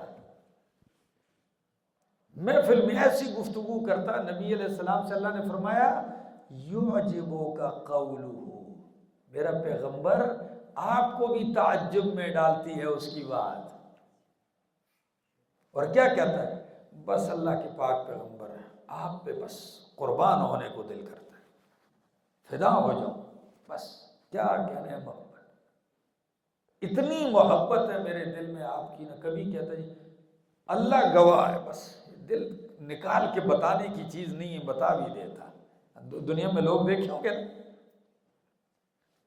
وَيُشْهِدُ اللَّهَ عَلَى مَا فِي، اپنے دل کی چیزوں پر کہ میرے دل میں اخلاص ہے، محبت ہے، بس اللہ گواہ ہے اس پر۔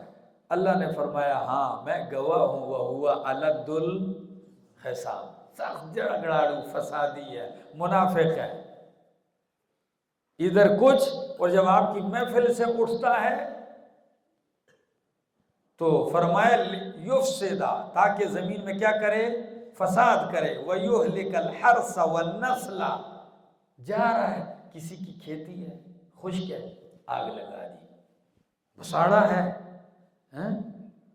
دلے ددا وخو سرڈو ٹوپتے دے ٹانٹو وہ رہتا، کسی کی بکری چرتی ہوئی نظر آ گئی تھن کاٹتی ہے، کان کاٹتی ہے، شرارتی ہے، علد الخصام، فسادی ہے۔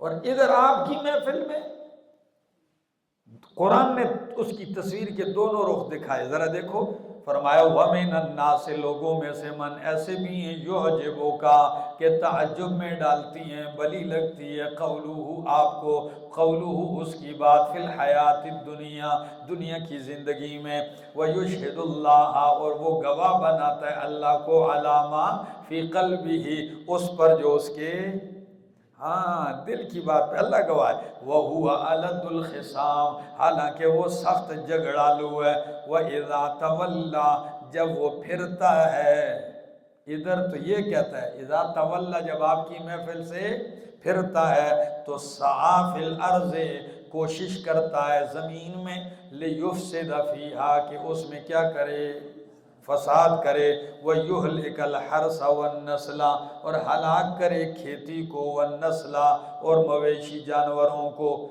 یہاں ایک معنی تو میں نے کر دیا، دوسرا معنی امام بیضاوی نے کیا ہے، وہ بھی بڑا مزے کا ہے، وہ لکھو ذرا۔ امام بیضاوی کہتے ہیں اذا تولا، اذا تولا، تو تولا کا معنی ہے اذا غلب وصار متولیا للامور۔ کیا معنی کیا؟ اذا غلب وصار متولیا للامور، جب یہ غالب آتا ہے اور صاحب اقتدار بنتا ہے، صار متولیا للامور، کیا بنتا ہے؟ صاحب اقتدار بنتا ہے۔ کیسے؟ قرآن کہتا ہے اقتدار سے پہلے یہ میں خادم، میں تو دین کے چشمے بہا دوں گا، میں یہ کروں گا، یہ کروں گا۔ اور اذا تولا صار متولیا، جب یہ حاکم بن جاتا ہے تو پھر کیا کرتا ہے؟ پھر دین کی کوئی بات نہیں، پھر فساد کرتا ہے، پھر زمین میں فساد کرتا ہے، آتا ہے دین کی ساتھ اور کیا کرتا ہے؟ پھر فساد کرتا ہے، پھر نہ دین کی پرواہ ہوتی ہے، نہ دینداروں کی پرواہ ہوتی ہے، ٹھیک ہے نا، پھر فساد کرتا ہے۔ وَيُهْلِكَ الْحَرْثَ وَالنَّسْلَ، حرث اور نسل، امام آلوسی نے عجیب معنی کیا ہے، ہلاک کرتا ہے تمہاری بیویوں کو، عورتوں کو تباہ کرتا ہے، وَالنَّسْلَ تمہاری نوجوان نسل، بچوں کو برباد کرتا ہے۔ نساؤکم حرث لکم، تمہاری بیویاں تمہاری کیا ہیں؟ یعنی جب یہ حاکم بنتا ہے تو عورتوں میں کیا پھیلاتا ہے؟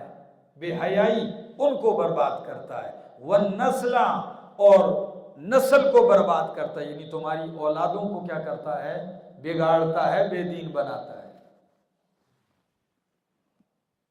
یہ معنی میں نے لکھوا دیا، فرمایا یُہْلِكَ الْحَرْثَ وَالنَّسْلَ، ہلاک کرتا ہے کھیتی اور نسل کو، وَاللَّهُ لَا يُحِبُّ الْفَسَادِ اور اللہ پسند نہیں کرتا کس کو؟ میرے دوستو، حکمرانوں کو یہ تو فساد نظر آتا ہے، ٹھیک ہے نا، کہ جہاد فساد ہے، یہ تو نظر آتا ہے کہ بھائی کوئی تقوی کی بات کرتا ہے، کوئی شخص لگا شرک کی تردید کرتا ہے، اس کو کہتے ہیں یہ شر انگیز تقریر کرتا ہے، یہ فسادی تقریر کرتا ہے۔ لیکن حکمرانوں کو ملک میں بے حیائی فساد نظر، حالانکہ اللہ نے اس کو کیا کہا ہے؟ فساد کا ہے، یہ بڑا فساد ہے۔ فرمایا وَيُهْلِكَ الْحَرْثَ وَالنَّسْلَ وَاللَّهُ لَا يُحِبُّ الْفَسَادَ وَإِذَا قِيلَ لَهُ اتَّقِ اللَّهَ اور جب کہا جاتا ہے اسے اللہ سے ڈر تو أَخَذَتْهُ الْعِزَّةُ، اب جب آپ اس کو کہتے ہیں بھئی اللہ کا خوف کر، وہ تو کرسی میں آ گیا نا، کرسی پہ بیٹھ گیا، آپ اس کو کیا کہتے ہیں؟ اللہ کا خوف کر، تو اس وقت وہ اتنے نشے میں ہوتا ہے کہ اللہ کے خوف کے بجائے أَخَذَتْهُ الْعِزَّةُ، اس کو اور غرور پکڑ لیتی ہے، اس کو اور، یہاں عزت سے مراد کیا چیز ہے؟ بڑائی، غرور اس کو پکڑ لیتا ہے، بالاسم، گناہ کے ساتھ، فحسبہ جہنم، تو کافی ہے اس کے لیے جہنم، ولبئس المہاد اور البتہ بہت برا بچھونا ہے۔ مہاد کا معنی کیا؟ بچھونا۔ ومن الناس اور لوگوں میں سے، دیکھو منافق کا تو حال سنا، آؤ ذرا مخلص مومن کا بھی حال سن لو۔ فرمایا وَمِنَ النَّاسِ، اور لوگوں میں سے من ایسے بھی ہیں یشری جو بیچتے ہیں نفسہ، اپنے نفس کو، ابتغاء مرضات اللہ، رب کی رضا تلاش کرنے کے لیے۔ کیا؟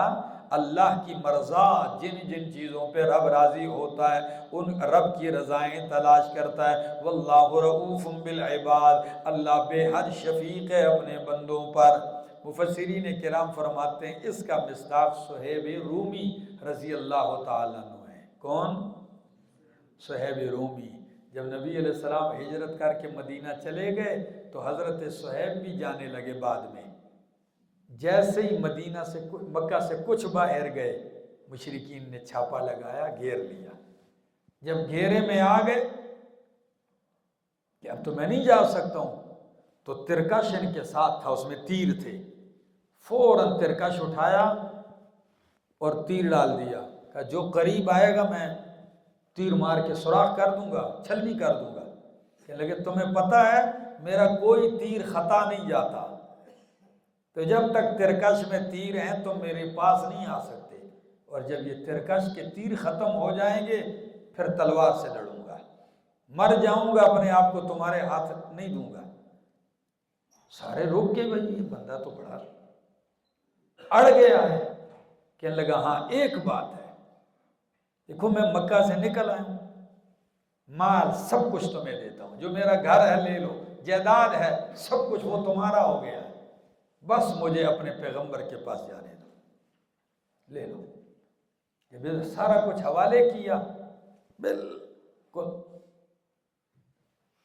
خالی کر دیا، کنگال کر دیا۔ چل پڑتے ہیں مدینہ۔ مدینہ پہنچتے ہیں، ابھی پیغمبر سے ملاقات نہیں ہوئی، اس کی تعریف میں اللہ نے قرآن اتار دیا۔ یہ آیت اتری، نبی علیہ السلام نے ابو بکر صدیق اور ایک دوسرے صحابی سے فرمایا جاؤ صہیب آئے اسے بشارت سنا دو کہ تیرا نفع مبارک ہو تجھے۔ تو جیسے ہی صہیب بیچارے تھکے تھکے پہنچتے ہیں تو پتہ ہے صدیق اکبر نے کیا کہا؟ فرمایا یا صہیب ربح البیع، ربح البیع، آپ کی تجارت بڑی نفع مند ہے۔ تو اس وقت پریشانی کے ساتھ کہنے لگے کس تجارت کی بات کرتے ہو؟ سب کچھ نیلام کر آئے ہوں، سب کچھ لٹا آیا ہوں، کون سی تجارت؟ فرمایا صہیب مذاق نہیں کرتے، تیرے آنے سے پہلے تیرے استقبال میں قرآن آ چکا ہے۔ تو کہنے لگے کہ کون سی آیت ہے؟ تو انہوں نے اس وقت یہ آیت پڑھی وَمِنَ النَّاسِ، لوگوں میں سے من ایسے بھی ہیں یشری نفسہ، جنہوں نے اپنے آپ کو کیا کر دیا ہے؟ بیچ دیا ہے۔ کیا کر دیا ہے؟ بیچ دیا ہے۔ اپنے آپ کو کوئی بیچتا ہے؟ تو پتہ ہے آپ پوچھ سکتے ہیں جب انہوں نے جان کو بیچا تو ان کو خریدنے والا کون ہے؟ ان کا خریدار کون ہے؟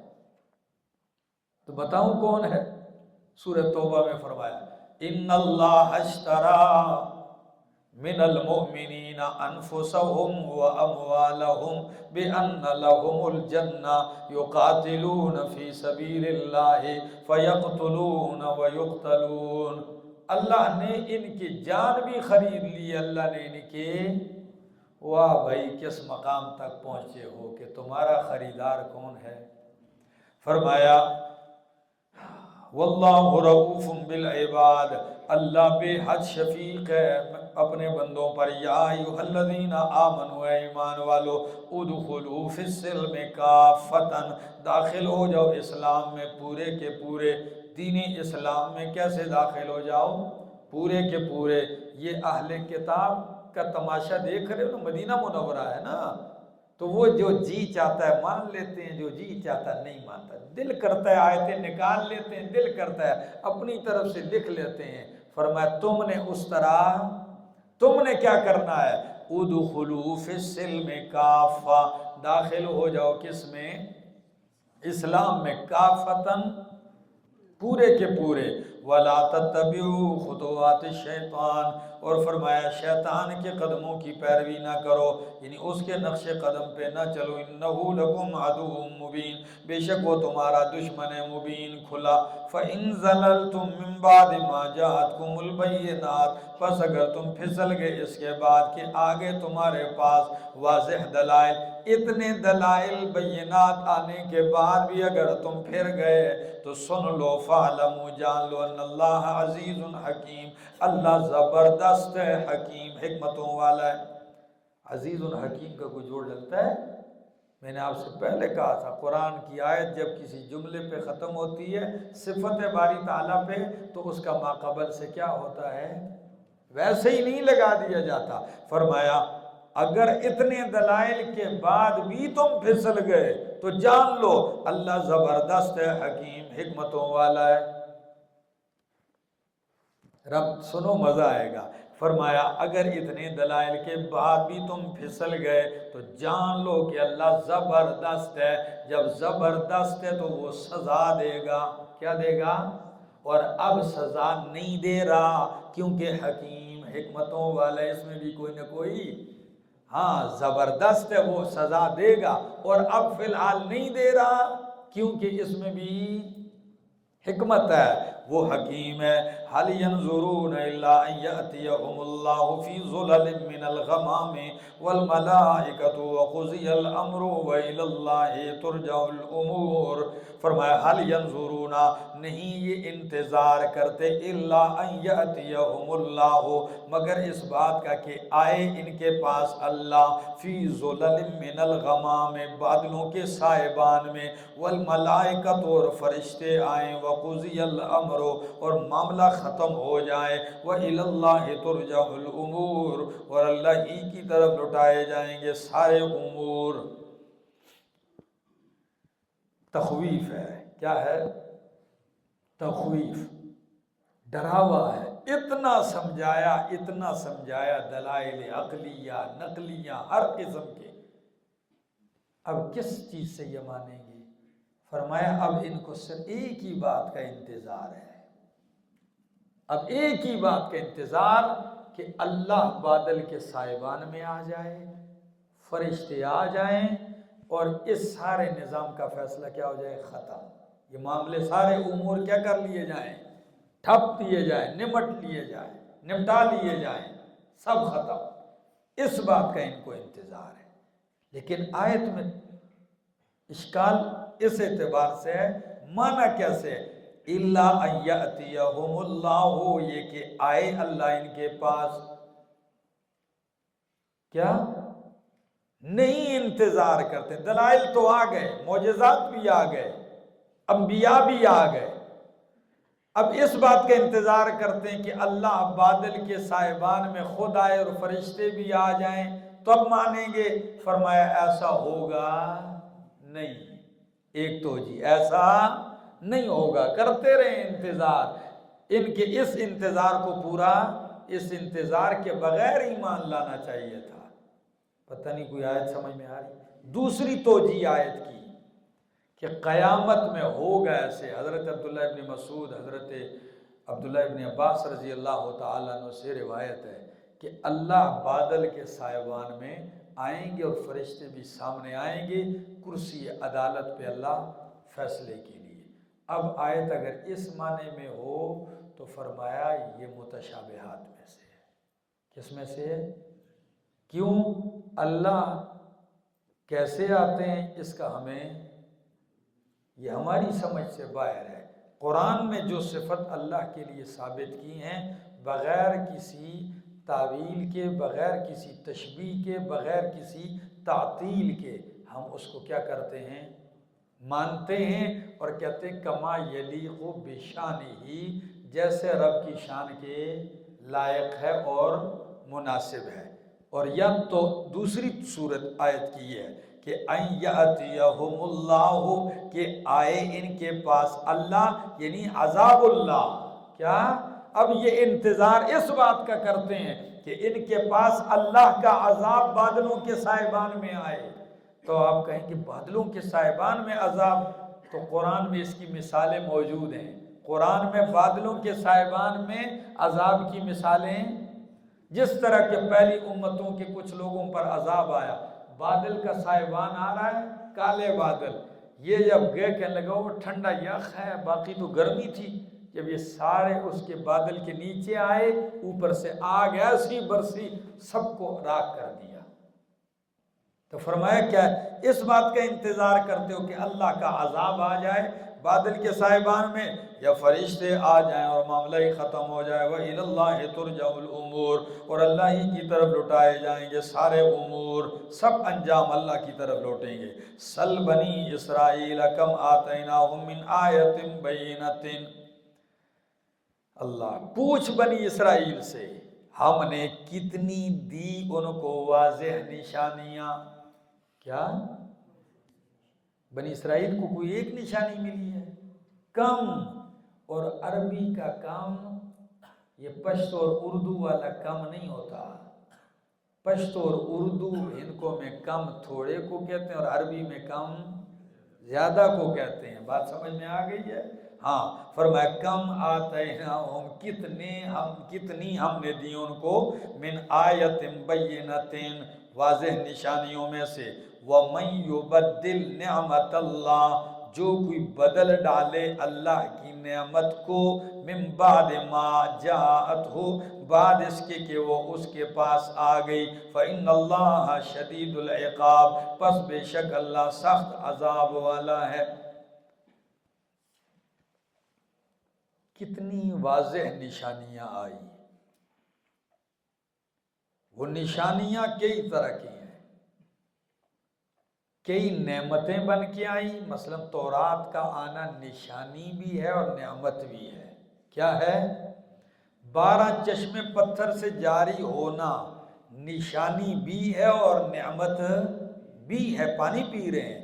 من اور سلوہ تیار آنا نشانی بھی ہے اور نعمت بھی ہے۔ تو فرمایا جو اللہ کی نعمت کو بدل دے تو اللہ سخت سزا دیتا ہے۔ تو اب اللہ کی نعمت کو بدلنے کے 2 طریقے ہیں۔ ایک طریقہ اللہ کی نعمت کو بدلنے کا یہ ہے کہ اس کی ناشکری کی جائے۔ کیا کی جائے؟ کفران نعمت جس کو کہتے ہیں، نعمت ملی، کیا کر رہا ہے؟ ناشکری کر رہا ہے۔ دوسرا ہے بدلنا، کہ نعمت تورات کی ان کے پاس آئی اور اس میں انہوں نے تحریف کر دی۔ میں نے کہا تورات نعمت بھی تھی اور نشانی، لیکن انہوں نے کیا کیا؟ اس کو بدل ڈالا۔ بدلا کہ نہیں بدلا؟ اپنی مرضی سے حل چلاتے رہے بیچ میں تورات میں، جو مرضی یہ کرتے رہے۔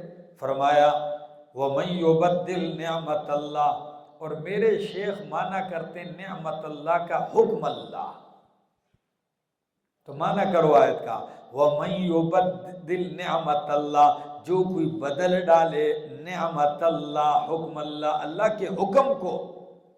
تو میں نے اس کی توجیہ کر دی کہ تورات کیا تھا؟ یہ اللہ کا حکم ہی تو نازل ہو کے آیا نا۔ تو فرمایا جو بدل ڈالے اللہ کے حکم کو، نعمت کو، من بعد ما جاءتہ، بعد اس کے کہ وہ اس کے پاس آ گئی، فإن اللہ شدید العقاب، پس بے شک اللہ سخت سزا والا ہے۔ زُیِّنَ لِلنَّاسِ، مزین کر دی گئی ہے لوگوں کے لیے، ان لوگوں کے لیے جنہوں نے کفر کیا، کیا چیز؟ الحیات الدنیا، دنیا کی زندگی۔ اللہ کی نعمتوں کو کیوں بدلتے؟ تورات کے اندر یہ انہوں نے یہ تبدیلیاں کیوں کی؟ اس کی وجہ بیان کی۔ وجہ یہ ہے کہ ان کے لیے دنیا مزین ہو گئی ہے، کیا؟ اور اب جو حکم ان کی دنیاوی زیب و زینت کے منافی نظر آتا ہے تو اس کو کیا کرتے ہیں؟ اس کو بدلتے ہیں۔ فرمایا زُیِّنَ لِلَّذِينَ، مزین کر دی گئی ان لوگوں کے لیے جنہوں نے کفر کیا، الحیات الدنیا، دنیا کی زندگی، وَيَسْخَرُونَ مِنَ الَّذِينَ آمَنُوا، اور ہنسی کرتے ہیں، مسخرہ کرتے ہیں ان لوگوں سے جو ایمان لائے، وَالَّذِينَ اتَّقَوْا، اور وہ لوگ جنہوں نے تقوی اختیار کیا، شرک سے بچتے رہے، فوقہم، وہ ان مذاق اور مسخرہ کرنے والوں کے اوپر ہوں گے یوم القیامت، قیامت والے دن۔ واللہ یرزق من یشاء بغیر حساب، اور اللہ رزق دیتا ہے جس کو چاہتا ہے بغیر حساب کے۔ ان کے لیے دنیا مزین ہو گئی ہے، اب اتنی مزین ہو گئی ہے اور اتنے یہ مست ہو گئے ہیں کہ کوئی تقویدار پرہیزگار ان کو نظر آتا ہے تو اس کے ساتھ کیا کرتے ہیں؟ مذاق مسخرہ کرتے ہیں۔ ایک بندے نے پانچے ٹخنے سے اوپر کیے ہوئے ہیں، اب سنت کے مطابق چل رہا ہے تو مغرب سے متاثر کہتا ہے ڈوبے کنج گیا، کہتے ہیں کہ نہیں؟ ہاں جی بالکل ان کو برا، اور ڈوبے کنج گیا ہے۔ اچھا، اتنا متاثر کہ اگر ان کو کوئی سنت رسول چہرے پہ سجانے والا نظر آتا ہے کہتے ہیں داڑھ دیکھو، داڑھ جی، گیٹ گیٹ داڑھی رکھی۔ بھائی اس نے آپ کا کیا نقصان کیا ہے؟ یہ وجہ کیا ہے؟ ان کے لیے دنیا کی زندگی کیا ہو چکی ہے؟ مزین۔ اب وہ مسخرہ کرتے ہیں، تمہارے سنت لباس کے ساتھ مسخرہ کرتے ہیں، حالانکہ اپنا لباس ان کا دیکھو مسخرے کے لائق تو وہ ہے، لیکن ان کو ایمان والے مسخرے کے لیے مل گئے۔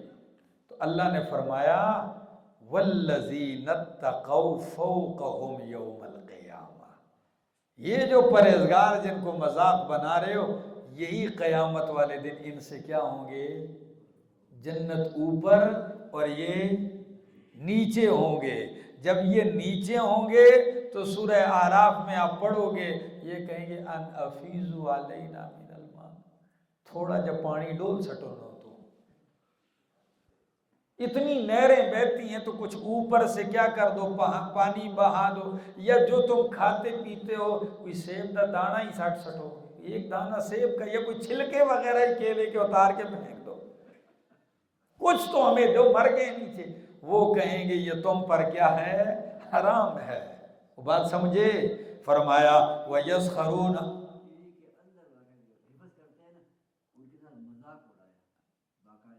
ہاں ہاں، یہ جو آپ بات کر رہے ہیں، یہ میں نے پروگرام دیکھا ہے باقاعدہ، اس کے اوپر ایک ڈاکومنٹری بنائی گئی تھی کہ کہنے لگے کہ یہ دینی طلباء اور علماء یہ اس لیے ایسے بنتے ہیں کہ یہ مسجد میں بیٹھ کے ان کا دماغ چکرا دیتے ہیں، پڑھتے رہتے ہیں، کہتے ہیں یہ ان کا دماغ اس لیے خراب ہو جاتا ہے، خراب ہو جاتا ہے۔ افسوس کی بات ہے کیا وہی، اور یہ بات ہندو سکھ نہیں کر رہا میرا دوست، یہ کون کر رہا ہے؟ یہ مسلمان کرتا ہے۔ اور کیوں؟ زُيِّنَ لَهُمْ، ہاں زُيِّنَ لِلَّذِينَ كَفَرُوا الْحَيَاةُ الدُّنْيَا، ان کے لیے دنیا کی زندگی کیا کر دی گئی ہے؟ بس یہ دیکھتے ہیں دنیا کیا کرتی ہے، بس اس سے متاثر ہیں اور مسخرہ کرتے ہیں ایمان والوں سے۔ وَالَّذِينَ اتَّقَوْا فَوْقَهُمْ يَوْمَ الْقِيَامَةِ، اور وہ لوگ جنہوں نے تقوی اختیار کیا ان سے اوپر ہوں گے قیامت والے دن۔ وَاللَّهُ يَرْزُقُ مَن يَشَاءُ بِغَيْرِ حِسَاب، اللہ دیتا ہے رزق جس کو چاہتا ہے بغیر حساب کے۔ قاضی شمس الدین رحمہ اللہ مانا کرتے ہیں واللہ یرزق، اللہ رزق دیتا ہے من یشاء بغیر حساب، بے شمار۔ اللہ کیا حساب وہ ہوتا ہے جو شمار میں آ جائے نا، جو شمار میں نہیں آتا تو وہ کیا ہے؟ بے حساب، یعنی بے شمار۔ جس کو اللہ چاہتا ہے بے شمار دیتا ہے۔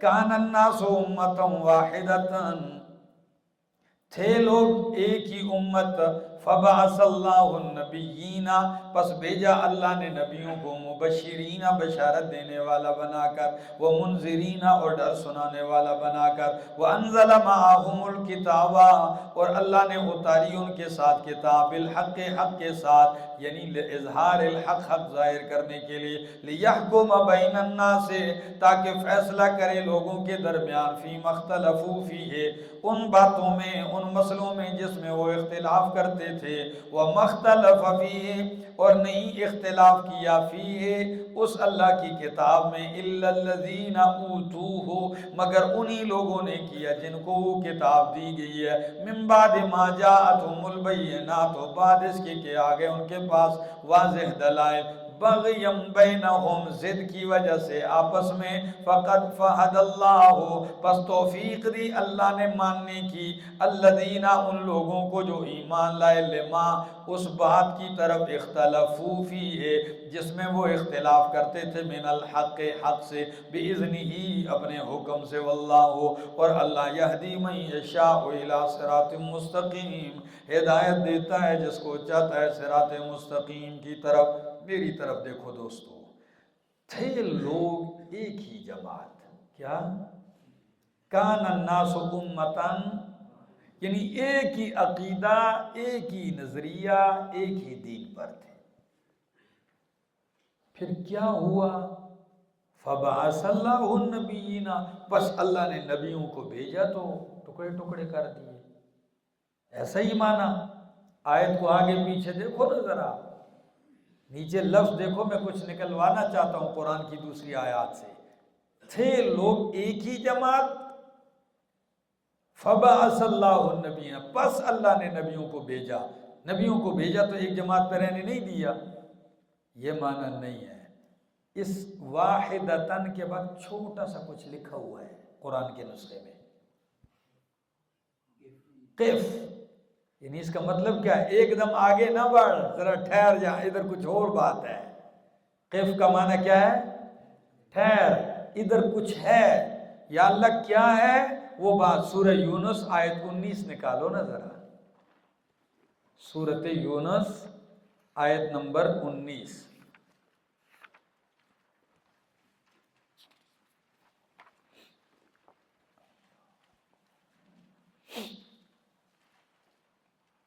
گیارہواں پارہ ہے، فرمایا وَمَا كَانَ النَّاسُ إِلَّا أُمَّةً وَاحِدَةً نہیں تھے لوگ مگر ایک ہی جماعت، ایک ہی امت، فَاخْتَلَفُوا ہاں اب سمجھ میں آئی بات؟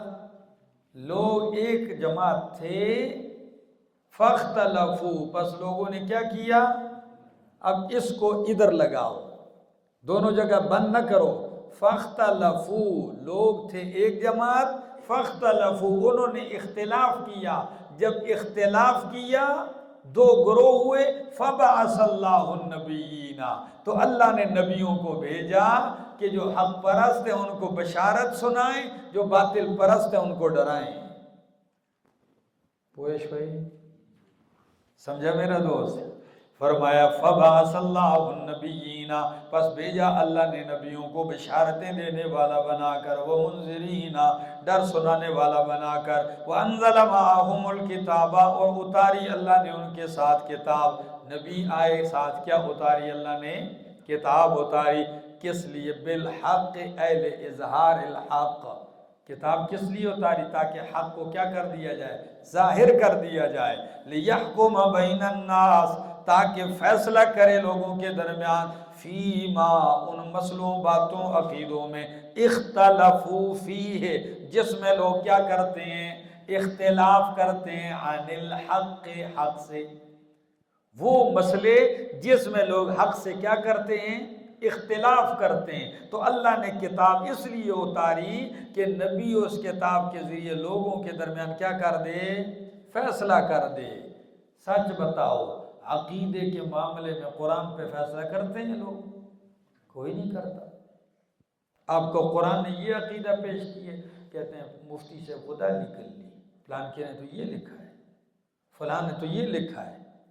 اب آپ کو ابھی تک نہیں پتا کہ قرآن نے کیا کیا دیا، اس کو کوئی چیلنج کر سکتا ہے؟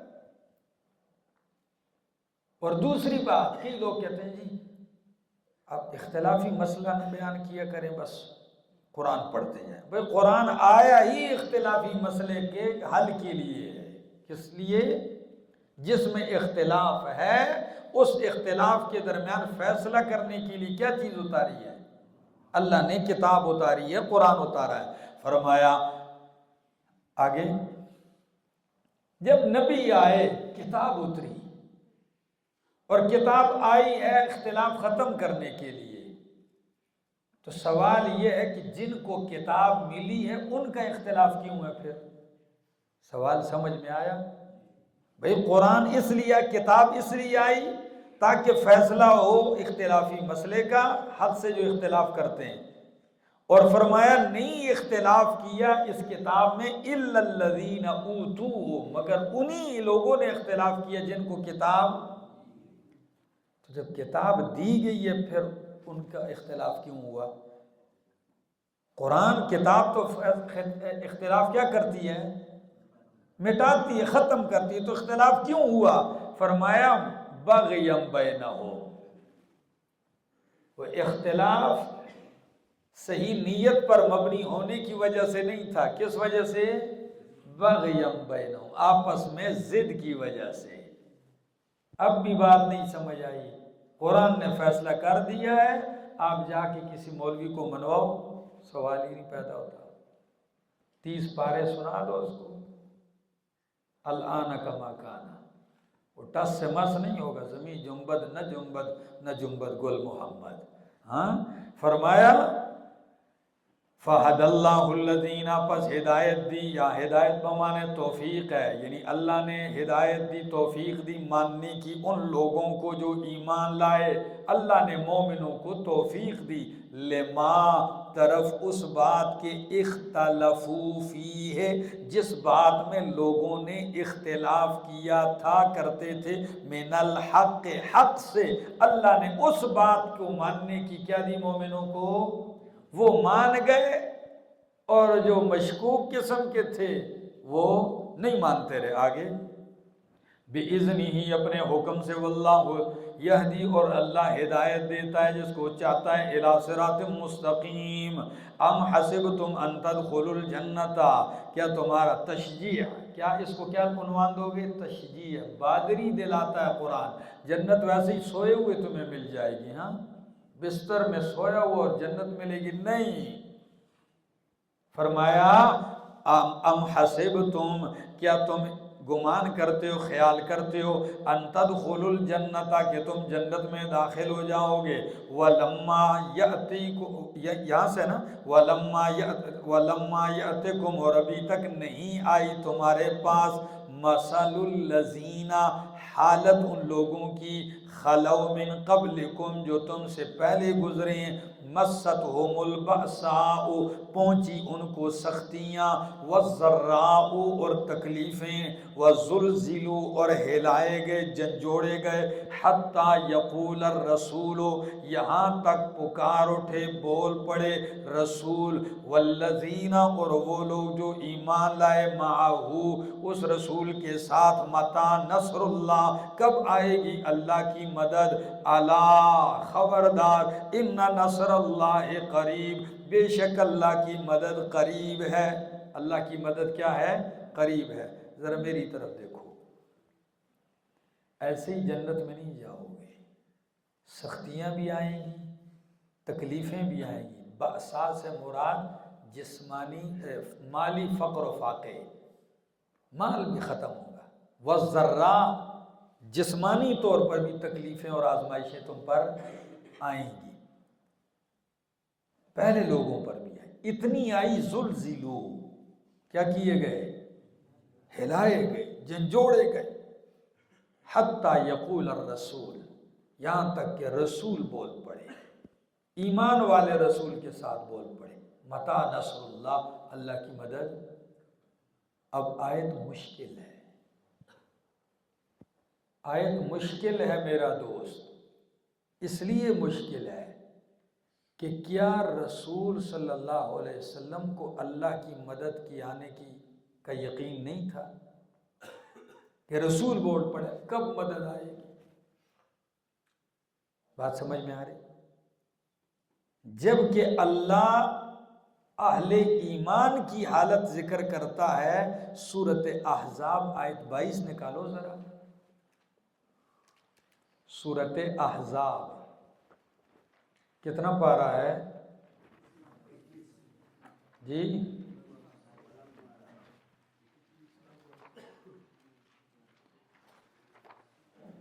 آیت نمبر 22۔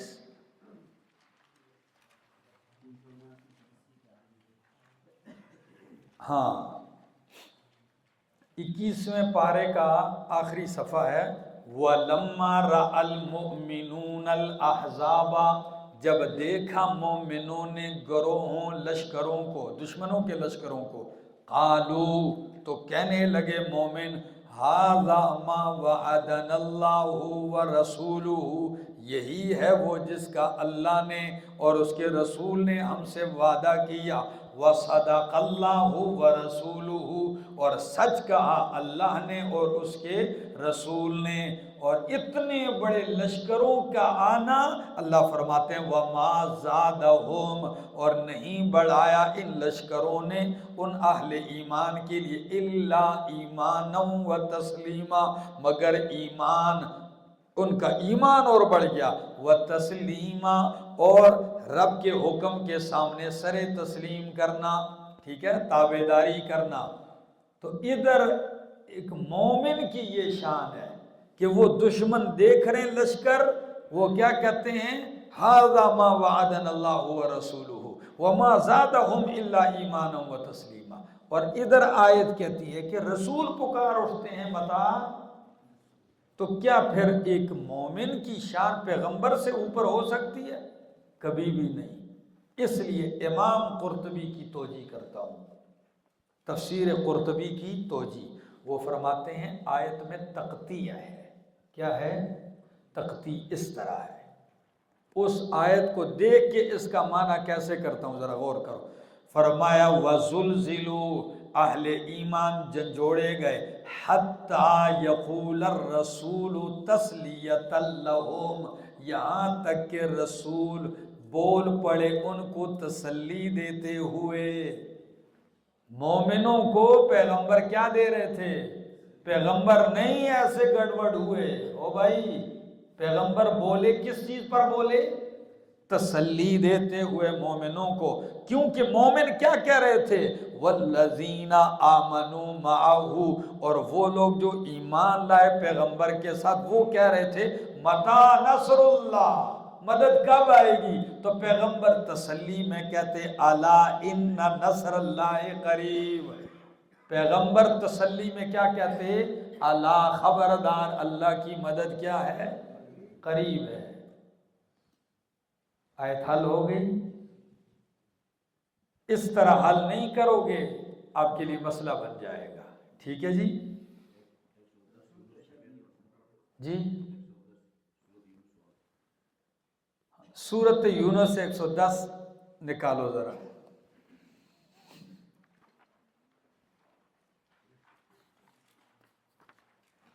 سورۃ یونس آیت نمبر 110،